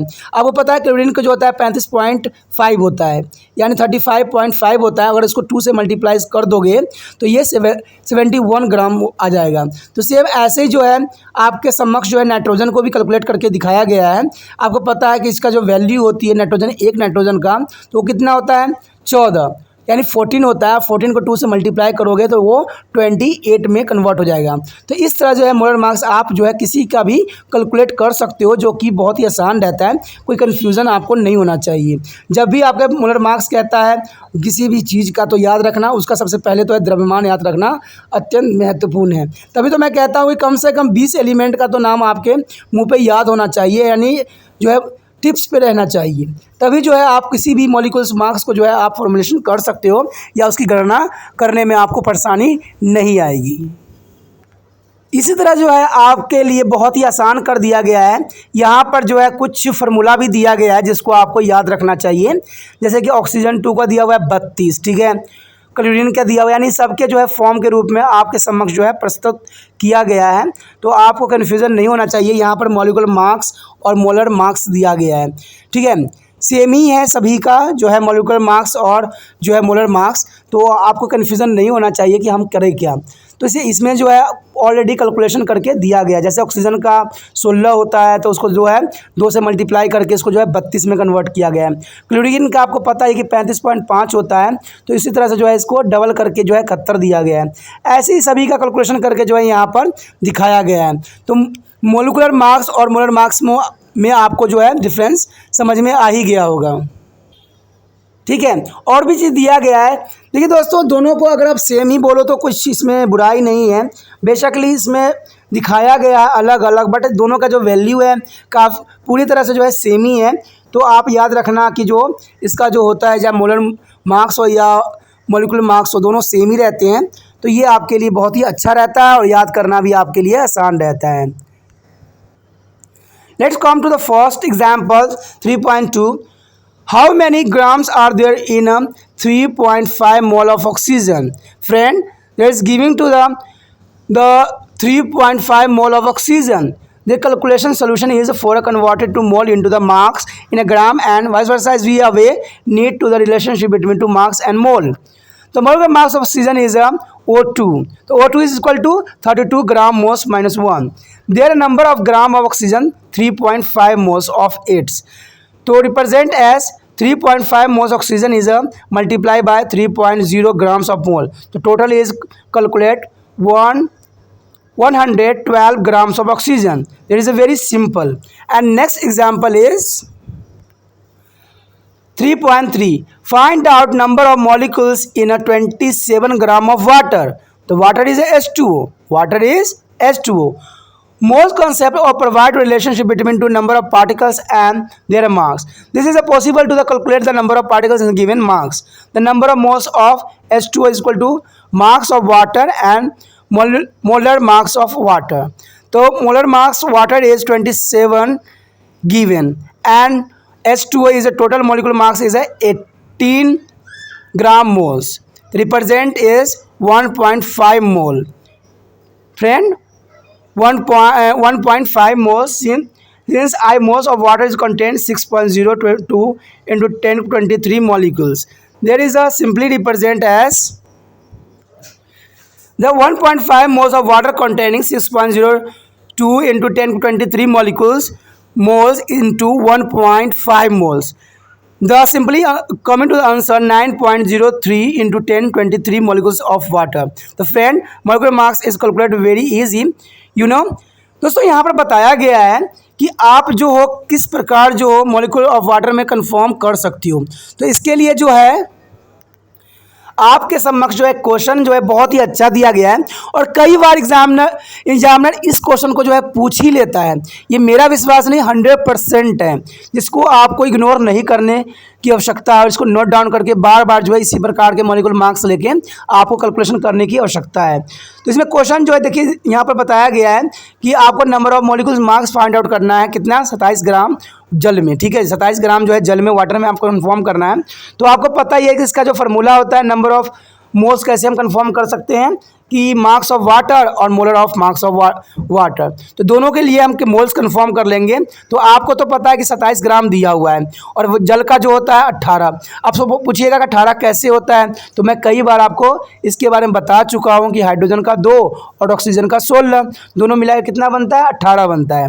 जब 18 आएगा तो आप इसको डिवाइड करोगे या काटोगे तो आपको 3/2 आ जाएगा और 3/2 का जो आपको क्या करना है, इसको डिवाइड करना है। तो 1.5 मोल्स में आपको आ जाएगा। जब 1.5 मोल आ जाएगा तो आपको पता है कि 1 मोल ऑफ वाटर में कंटेनिंग कितने होते हैं, अवगार्डो लॉ के अनुसार 1 मोल जो होते हैं आपको 6.02 मल्टीप्लाई 1023 मोल्स होते हैं। ये आपको याद रखना है कि 1 मोल में कितने होते हैं, 6.02 इंटू 10⁻23। अगर हम इसको जो है 1.5 मोल में कन्वर्ट करना चाहते हैं तो इसको आपस में जो है मल्टीप्लाई करके आंसर आ जाएगा। आपको जो है 23 को कुछ जो 1023 है इसको छेड़छाड़ नहीं करना है, सिर्फ आपको जो है 6.02 को 1.5 से मल्टीप्लाई करना है और जैसे ही आप मल्टीप्लाई करोगे तो इसका 9 कुछ समथिंग इसका आंसर आ जाएगा। यही 9.03 10⁻23 मॉलिक्यूल्स मार्क्स आ जाएगा जो कि आंसर होगा। और इस तरह जो है आप मॉलिक्यूल्स ऑफ वाटर में आप जो है ज्ञात कर सकते हो, चाहे वो अमोनिया ले लो, चाहे जो मर्जी ले लो, आपके लिए कैलकुलेशन करना मुश्किल नहीं होना चाहिए। इससे आसान तरीका आपके समक्ष नहीं होगा। ठीक है, the next topic is written a chemical formula of compounds. Friend, what is the next topic is ratings chemical formulas of compounds. As you are aware, a compound is made of 2 or more than 2 elements combined in a defined to proportion by Marx law of concentration propositions. Thus, the number of combining atoms in the compounds is a fixed. The elements are represented by their symbol H for hydrogen and Na for a sodium. Similarly, a compound is also represented by a shorthand notations known as a formula or chemical formula. Their formula of compoundings indicate element constituting their compounds and the numbers of each constituent element. In other words, the formula of a compound also represents its chemical composition. Friend, what is the chemical formula? Chemical formula is the shortest form of hydrogen is H. There is a chemical formula. The atom of element constituting a compound are indicated by their symbols and their number is indicated as a subscript on the right hand bottom of the symbol. For example, in the formula of water H2O, 2 atoms of hydrogen are indicated as subscript is 2, while oxygen is shown without written any subscript, which means that number of oxygen atom is just 1. दोस्तों यहाँ पर बताया गया है कि हम कैसे जो है केमिकल फार्मूला लिखते हैं। जैसे कि आपको पता ही है कि केमिकल फार्मूला लिखना बहुत ही आसान भी रहता है और आपको इतने बड़े बड़े केमिकल के फार्मूला के नाम याद रखने से आसान तरीका भी रहता है। तो यहाँ पर जैसे कि बहुत से लोग आपने पढ़े थे जो कि लॉ ऑफ कंसंट्रेशन प्रोपोर्शन की भी पढ़े थे, सब में यही बात को जो है कुछ हद तक बताने की कोशिश किया गया था कि इसमें जो है हमारा एक कंपाउंड फिक्स होता है। ठीक है, जैसे यहाँ पर सिम्बॉलिक जो है हम एलिमेंट को जो है तत्व को वर्गीकृत करते हैं। तो इसमें जो हाइड्रोजन का जो होगा वो होगा H से करते हैं डोनेटेड, और जो सोडियम होता है यानी इसका जो है Na रिप्रेजेंटेशन करते हैं। दोस्तों इसे ही हम क्या कहते हैं, केमिकल फार्मूला यानी रासायनिक सूत्र। ये बहुत इंपॉर्टेंट रहता है क्योंकि इस चीज़ को जानना अत्यंत आवश्यक है। आपको पता ही होगा कि जब हम कुछ लिखते हैं या रिटर्न करते हैं इसके फार्मूले, तो इसको कहते हैं कि इसको हमेशा राइट हैंड बटन्स में देयर सिंबल रिप्रेजेंट करना अत्यंत महत्वपूर्ण है। जैसे कि एग्जाम्पल के तौर पे यहाँ पर बताया गया है H2O, जहाँ पर बताया गया है कि हाइड्रोजन के 2 हैं और ऑक्सीजन के 1 हैं। तो इस तरह से जो है हम सबस्क्रिप्ट 2 और जो है 1 में रिप्रेजेंट कर सकते हैं, जो कि बहुत ही आसान बना देता है। The next topic is valency and formulations. Friend, what is the next topic? Valency and formulations. Every element has a defined capacity to the combine with the other elements. This combining capacity of element is called to the valency. What is the valency? The capacity of an element is called to the valency, means combining capacity. Combining capacity is any element that is called to the valency. You will learn very soon that this is a combining capacity or element depend on the electronic configurations. Friend, electronic configuration is most important because there is the balance of many electrons. So the table or some valency electron. Their valency electron is, the element is, the represent of hydrogen is a 1 valency, oxygen is 2 valency, carbon is 4 valency, nitrogen is 3 valency, chlorine is 1 valency, bromine is 1 valency, and iodine is 1 valency, and then phosphorus is 5 valency, and sodium is a 1 valency, magnesium is a 2, and calcium 2, aluminum 3, and iron 2, and bromine 2. Same there is valency. मित्रों, यहाँ पर बताया गया है कि जो हमारा valency यानी जो है अवंध, कोई चीज़ में अवंध बनना अत्यंत आवश्यक होता है। देखिए, कोई भी केमिकल जो है अपने आप में संतृप्त नहीं कर सकता है, ये आपको समझ होगा। बैलेंसी का अर्थ यही होता है कि हम दूसरे से क्या करते हैं, इलेक्ट्रॉनिक कॉन्फ़िगरेशन होती है, दूसरे से हम शेयरिंग करते हैं। जब हम शेयरिंग करेंगे तब जाके जो है हमारा जो है कोश यानी कक्ष जो होती है ऑर्बिटल, वो फुल होती है, और कोई जब ऑर्बिटल फुल हो जाएगी तो वो जो हो जाता है बैलेंसी, तब जाके जो है वो खतरनाक नहीं बनता है। मैंने हमेशा ही आपको बताया है कि अधूरा चीज़ें जो होती है वो सदैव खतरनाक होती है। तो ये बात जो है यहाँ पर भी लागू होती है। मान लीजिए अगर कोई भी चीज़ जो अनबैलेंस होगी वो सदैव ही खतरनाक होती है। रीजंस आपको एग्जाम्पल के तौर पे मैं बता सकता हूँ कि जैसे आपको पता ही होगा कि हमारा न्यूक्लियर विखंडन होता है, ठीक है, तो इसमें जो होता है ये अनबैलेंस रहते हैं, तो इनका जो है एक विस्फोटक शक्ति के रूप में भी उपयोग किया जा सकता है। तो ये अत्यंत महत्वपूर्ण बना देता है। इसलिए हर एक एलिमेंट का बैलेंस होना अत्यंत आवश्यक है। चाहे आप कहते हैं कि अगर जल को ही ले लो, अगर जल बनाया जाता है तो जल जो होती है एक बैलेंस फॉर्म में होती है। कैसे कि हाइड्रोजन 2 हो गया, ऑक्सीजन 16 हो गया, दोनों प्लस कीजिएगा 18 बनेगा, और 18 का जब आप किसी के कोश में यानी ऑर्बिटल में फिल करोगे तो क्या इसकी जो है इलेक्ट्रॉनिक कॉन्फ़िगरेशन बनेगा, क्या बनेगा, 2 8 कितना हो गया 10, और प्लस 18 था ना, और 8 यानी 2 8 8 की जो है इसकी बैलेंसी बनेगी। तो ये जो होता है इलेक्ट्रॉनिक कॉन्फ़िगरेशन जो अत्यंत आवश्यक है एग्जाम के व्यू से। तो याद रखना दोस्तों, बैलेंसी होना अत्यंत महत्वपूर्ण है। यहाँ पर कुछ एग्जाम्पल के तौर पर बैलेंसी दिया गया है आपके टेबल में, जिसमें हाइड्रोजन का 1 दिया गया, ऑक्सीजन का 2 और कार्बन का 4, नाइट्रोजन का 3। इसी तरह से जो है सारे एलिमेंट के कुछ हद तक एलिमेंट के जो है आपके समक्ष बैलेंस जो है प्रेजेंट किया गया है। देखिए, ये सारे चीज़ें जो होती है हम इलेक्ट्रॉनिक कॉन्फ़िगरेशन एलिमेंट के से पढ़ेंगे। इलेक्ट्रॉनिक कॉन्फ़िगरेशन का मतलब होता है, ठीक है, कोई भी चीज़ को जो कॉन्फ़िगरेशन करते हैं आपस में बनाते हैं, यानी इलेक्ट्रॉन के जो है साझेदारी यानी आदान प्रदान, इसे हम संयुक्त अवंध कह सकते हैं, संयोजन अवंध कहते हैं हिंदी में, जो कि इम्पोर्टेंट रहता है किसी भी इलेक्ट्रॉन्स को आपस में जोड़ने के लिए। सभी जो होते हैं एक दूसरे से शेयर करते हैं, अगर वो शेयर नहीं करेंगे तो ये जो होंगे स्ट्रॉन्ग नहीं कहलाएंगे।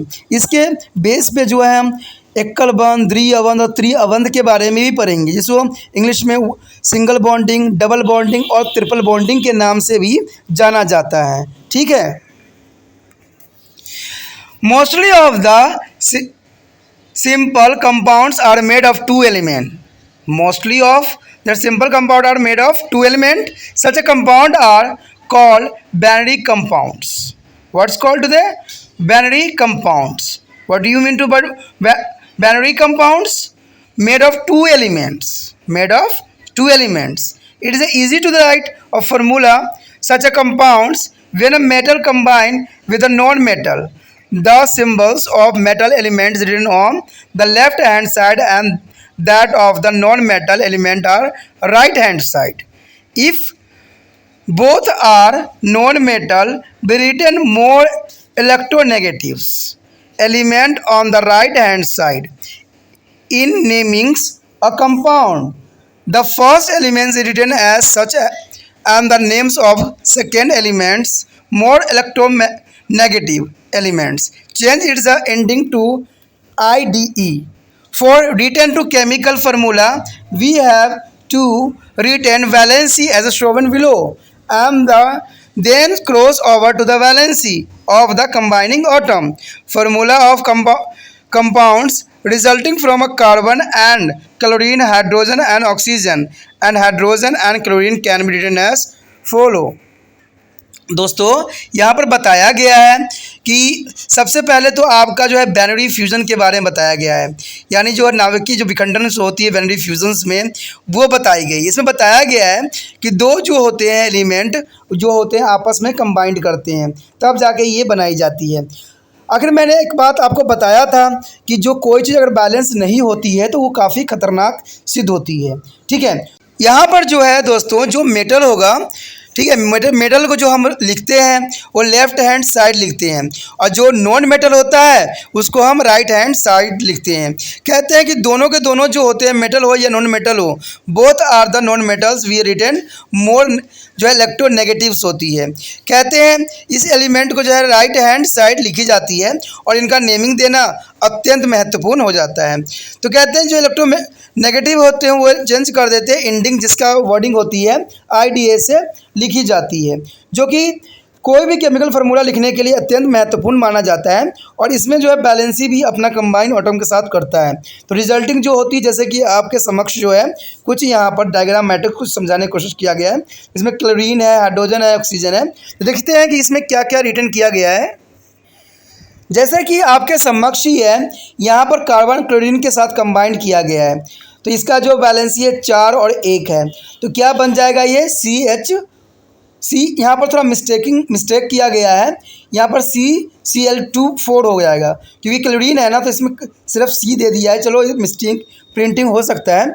उस तरह से H2O दिया गया है, ये आपस में कंबाइंड करता है तो H2O बनता है, यानी हाइड्रोजन ऑक्सीजन के साथ, जिसकी बैलेंसी होगी 1 और 2 के साथ। उसी तरह से जो है HCl, यानी H और Cl के जब हम क्योंकि दोनों की बैलेंसी 1-1 रहती है तो इसका फार्मूला जो है HCl बनेगा। एज इट इज़ जो है हमारा आगे भी सेम ऐसे ही करके दिखाया गया है। तो इसको करने के लिए आपको जो है बैलेंसी पता होना अत्यंत महत्वपूर्ण है। अगर आपको बैलेंसी नहीं पता होगा तो इसको करने में, यानी रिटर्न ऑफ फार्मूला कंपाउंड, शायद आप सक्षम नहीं हो पाओगे। तो इसलिए जो इसका फार्मूला याद रखना कि CaO NCl के क्या होते हैं, NH3 का क्या होते हैं, तो ये आपको बहुत ही इंपॉर्टेंट लगता है। देखिए दोस्तों, एग्जाम व्यू से अगर आप इतना ही कर लोगे ना तो वो अत्यंत महत्वपूर्ण बन जाता है, क्योंकि एग्जामिनर भी जो होता है बुक से ही क्वेश्चन देते हैं, तो वो सिर्फ सिलेबस वाइज ही उठाते हैं, वो एक्स्ट्रा क्वेश्चन देने की आवश्यकता उनको नहीं होती है। तो आपको जितना यहाँ पर शो दिख रहा है, आप जितने नज़र आ रहे हैं, उनको ही बैलेंस ही अब थोड़ा तो माइंड में रख लीजिए और आपको जो है एग्ज़ाम काफ़ी अच्छा हो जाएगा। Thus, we can written formulas of various compounds if a non-element constituting them, and there is a valency. Valency is mentioned is depend on the electronic configurations and nature of the element. Friend, the depend on the valency is electronic configurations and nature of element. Sometimes an element shown more than one types of valency. We say element has a variable valency. What is called to the sometime is a show the then more than one types of valency. That is called to the variable valency. For example, nitrogen form a soluble oxide. Example, Na2O, Na2O2, Na2O3, Na2O4, Na2O5. If you take a valency of oxygen equal to 2, the valency of nitrogen is the oxide will be 1, 2, 3, 4 and 5 respectively. Their valency are not away fixed. Similarly to nitrogen, phosphorus also show the valency 3 and 5 as a reflected in compound PbBr3s and P2O5. In these compounds, there are more than one atoms. In such a case, number of atoms is indicated by attaching a numerical prefix in mono, di, tri, etc. is mentioned on table 2.5.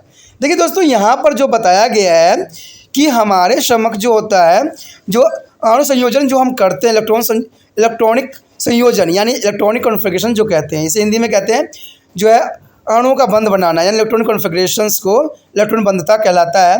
और इसको जो अगर variable करना है तो यहाँ पर बताया जाता है कि more than one types of valency होना अत्यंत आवश्यक है। यहाँ पर एग्जाम्पल भी दिया गया है, जैसे कि नाइट्रोजन को उसने बताया गया है कि इसके अलग अलग फॉर्म होते हैं, जैसे nitrogen N2O, N2O2, N2O3, N2O4, N2O5 कहते हैं। इसी तरह से जो है सारे वैलेंसी यहाँ पर जो है आपके समक्ष रिप्रेजेंट किया गया है। तो इसमें कहते हैं जो ऑक्साइड बनती है 1, 2, 3, 4 बनती है और 5 बनती है। तो इस तरह से जो है आपकी बैलेंसी यहाँ पर बनाया गया है। कुछ केस में जो है आपको साथ जो है न्यूमेरिकल फेरिक्स में जो है आपको लगाना पड़ सकता है mono, di, tri etcetera word, जो कि अत्यंत महत्वपूर्ण है। देखिए दोस्तों, आप हिंदी में बेशकली करोगे, लेकिन आपको जो है मोनो, डाई, ट्राई एक्सेट्रा ये सब चीज़ें जो होती है बड़े कन्फ्यूज़न हिंदी में लिखना होता है। तो आप इंग्लिश के वर्ड में भी आप लिख सकते हो, क्योंकि हिंदी मीडियम वाले बच्चे जो इंग्लिश में लिख देते हैं तो कोई प्रॉब्लम नहीं होती है और एग्जामिनर भी इसको गलत नहीं मानता है। तो ये अत्यंत आवश्यक हो जाता है आप लोगों के लिए। जैसे कि आप यहाँ पर देख सकते हो, यहाँ पर एक टेबल दी गई है। देखिए यहाँ पर देखिए दिया गया है मोनो यानी कार्बन मोनोऑक्साइड CO, डाई लगा हुआ है तो कार्बन डाइऑक्साइड, और ट्राई लगा हुआ है तो फास्फोरस ट्राई क्लोराइड, यानी टेट्रा लगा हुआ है तो कार्बन टेट्रा क्लोराइड, और पेंटा लगा हुआ है तो नाइट्रोजन पेंटाऑक्साइड। तो दोस्तों इसी तरह से जो है आपको जो है इसका नामकरण करना पड़ेगा एग्ज़ाम में। तो इसको अगर और से समझना है तो इसको जो है मैं जो +2 के जो सिलेबस रिलीज़ करूँगा तो उसमें मैं इसको और भी अच्छे से जो है केमिकल फार्मूला के बारे में बताऊँगा। तो आप वहाँ से भी इसको जो है ज्ञान प्राप्त कर सकती हो, ठीक है। चाहे CBSE के जब कराऊँगा नोमेनक्लेचर्स तो उसमें भी इस बात का मैं रिप्रेजेंट करूँगा जो आपके लिए अत्यंत महत्वपूर्ण रहेगा। तो आप उस वीडियो को मिस नहीं कीजिएगा। Here you would be notice that O or A at the end of the ferrix is often droplet before the another vowels. Example: monoxide, pentoxide. Friend, there is a vowels is a monoxide and pentoxide. There is a no gap between two numerical ferrix and their name of the element. The ferrix mono is usually droplet for the first element when hydrogen is the first element in the formula. No ferrix is the added before hydrogen irrespective of number. For example, the compound H2S is named as hydrogen sulfide and not as a hydrogen sulfide. Thus we have seen that written formula of binary compound is relative easily. However, when we have to write a formula of a compounds which involves more than two elements of polyatomic molecules, it is a somewhat a cumbersome task. In the following section, we shall consider formulation of more difficult compound. दोस्तों यहाँ पर एक बात बताई गई है जो कि अत्यंत महत्वपूर्ण है। यहाँ पर आपको एक नोटिस दी गई है जिसको बताया गया कि जहाँ O और A, आपने देखा ही होगा कि यहाँ पर जैसे कि हम O लगा रहे हैं तो पेंटो ऑक्साइड, मोनो ऑक्साइड, हमें पता है कि मोनो जो है हमने नोमेनक्लेचर्स के लिए हमने यूज़ किया था और पेंटो ऑक्साइड यानी OX यूज़ किया था। लेकिन यहाँ पर जो बताया गया है इसमें कोई भी न्यूमेरिकल्स करते टाइम इसके नेमों में जो है गैप नहीं दी गई है। तो ये जो है एक तरह से इम्पोर्टेंट आपके लिए रहता है जो कि एक अच्छा रिप्रेजेंट करने की कोशिश भी हुआ है। यहाँ पर जो है फार्मूला अगर बाइनरी कंपाउंड के लिए लेते हैं तो ये बहुत ही ईजिली जो है इसको ड्रॉप किया जाता है, ठीक है। इसमें पोलोटॉमिक्स मॉलिक्यूल्स रहते हैं, somewhat is a comparison task रहती है। आगे हम देखते हैं कि इसके में और हमारे लिए कौन कौन सी डिफ़िकल्टी यहाँ पर शो की गई है और कैसे हमें करने की आवश्यकता यहाँ महसूस होती है। You will be learn later on that there are basically two types of compounds, covalent compounds and ionics are electrovalent compounds. H2O and NH3 are covalent compound. NaCl and MgO are ionic compound. An ionic compound is made of two charges constantly. One positively charged and other is a negatively charged. In a case of sodium chloride, there are two ions, Na positive and chlorine is a ions. Charge of this ion case is electrovalent compound is used written a formula. It is a easy to retain formula of ionic compound only if there is a one metals and one non-metal, as in the case of sodium chloride and magnesium oxide. If there are more than two elements in the ionic compound, formulation will be a little difficulty, and that is the situations we should be now charge of cations and ions. देखिए दोस्तों, यहाँ पर जो आपको जो है clear बताई गई है कि हमारा जो होता है बेसिकली जो basically two types of compounds होते हैं, एक कोवलेंट कंपाउंड होते हैं और एक आयनिक कंपाउंड होते हैं, जिसको हम इलेक्ट्रोवोलेंट कंपाउंड के नाम से भी जाना जाता है।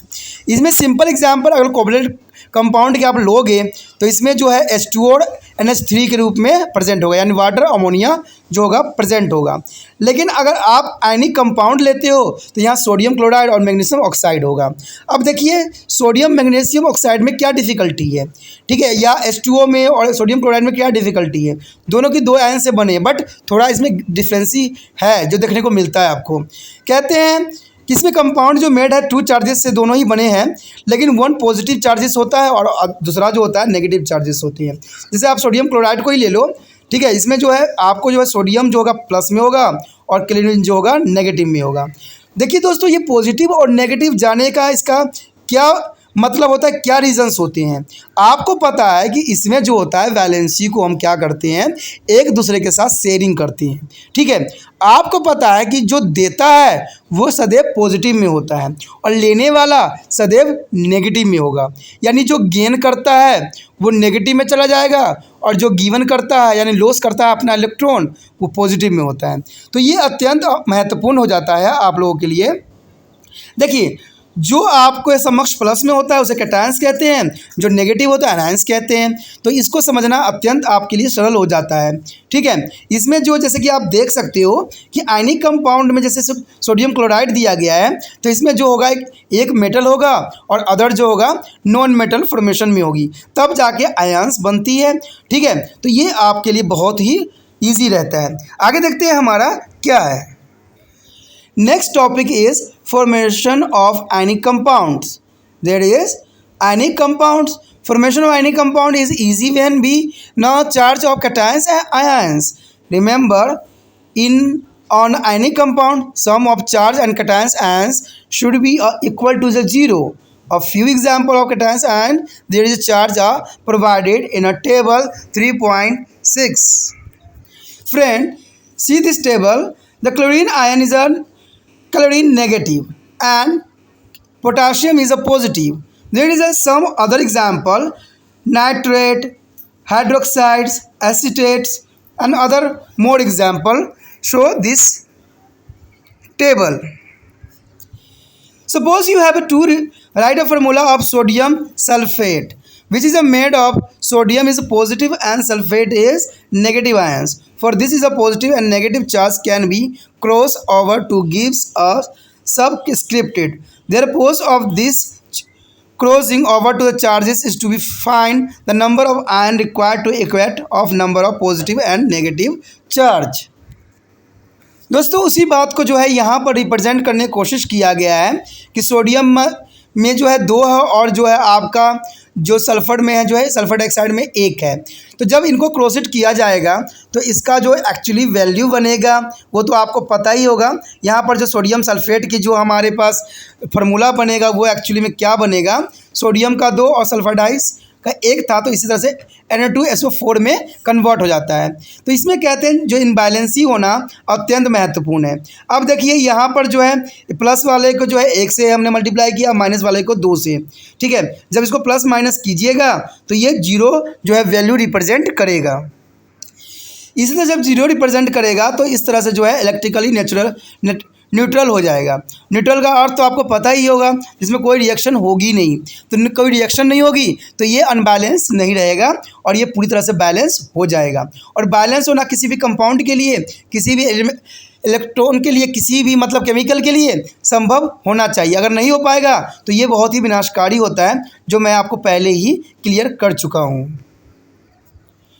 Now it is clear that digit showing a charge of cations going to the anions and digit of showing the charge of anions goes to the cations. For return to formula of calcium phosphate, we take a charge of each ion into the considerations and return to formula is a discussed above.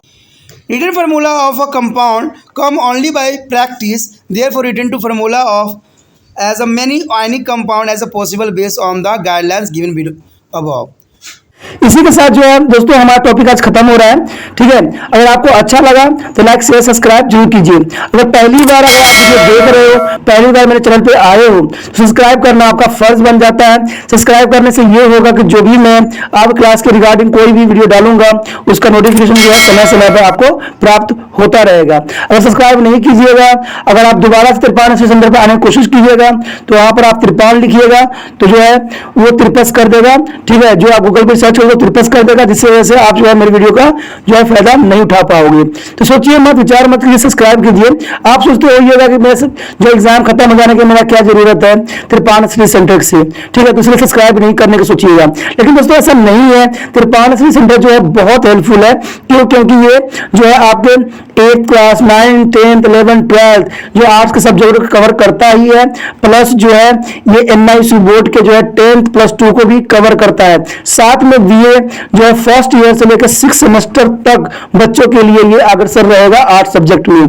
तो सोचिए नहीं, विचार नहीं कीजिए, काफी जो है 53 centre का फायदा ही फायदा है, ठीक है। अगर आप मुझे प्रोत्साहित करोगे तो आपके लिए मैं तरह तरह के वीडियो बनाऊंगा जो आपको फायदा पहुंचाएगा। एग्जाम के तौर पे मैं आपको जो है पेपर भी आपको सोल्यूशन करके दिखाऊंगा जो आपके लिए फायदेमंद रहेगा। अगर नहीं सब्सक्राइब कीजिएगा, मेरा मनोबल घटेगा, तो हो सकता है कि आपको फिर दोबारा मैं नया वीडियो बनाऊं और आपको फायदा ना पहुंचाऊं। तो अभी भी नहीं सोचिए, मेरा जितना आप फैलाइएगा, जितने दूसरे बच्चों के साथ शेयर कीजिएगा, उतना जो है मैं आपके लिए कार्य करने में अग्रसर रहूंगा, ठीक है दोस्तों। इसे सोचिए मत, विचार मत कीजिए, अभी सब्सक्राइब कीजिए और अपनी व्हाट्सएप स्टेटस पे लगाइए और दूसरे बच्चों के साथ भी शेयर कीजिए, ठीक है दोस्तों। अपना ध्यान रखना, बाय।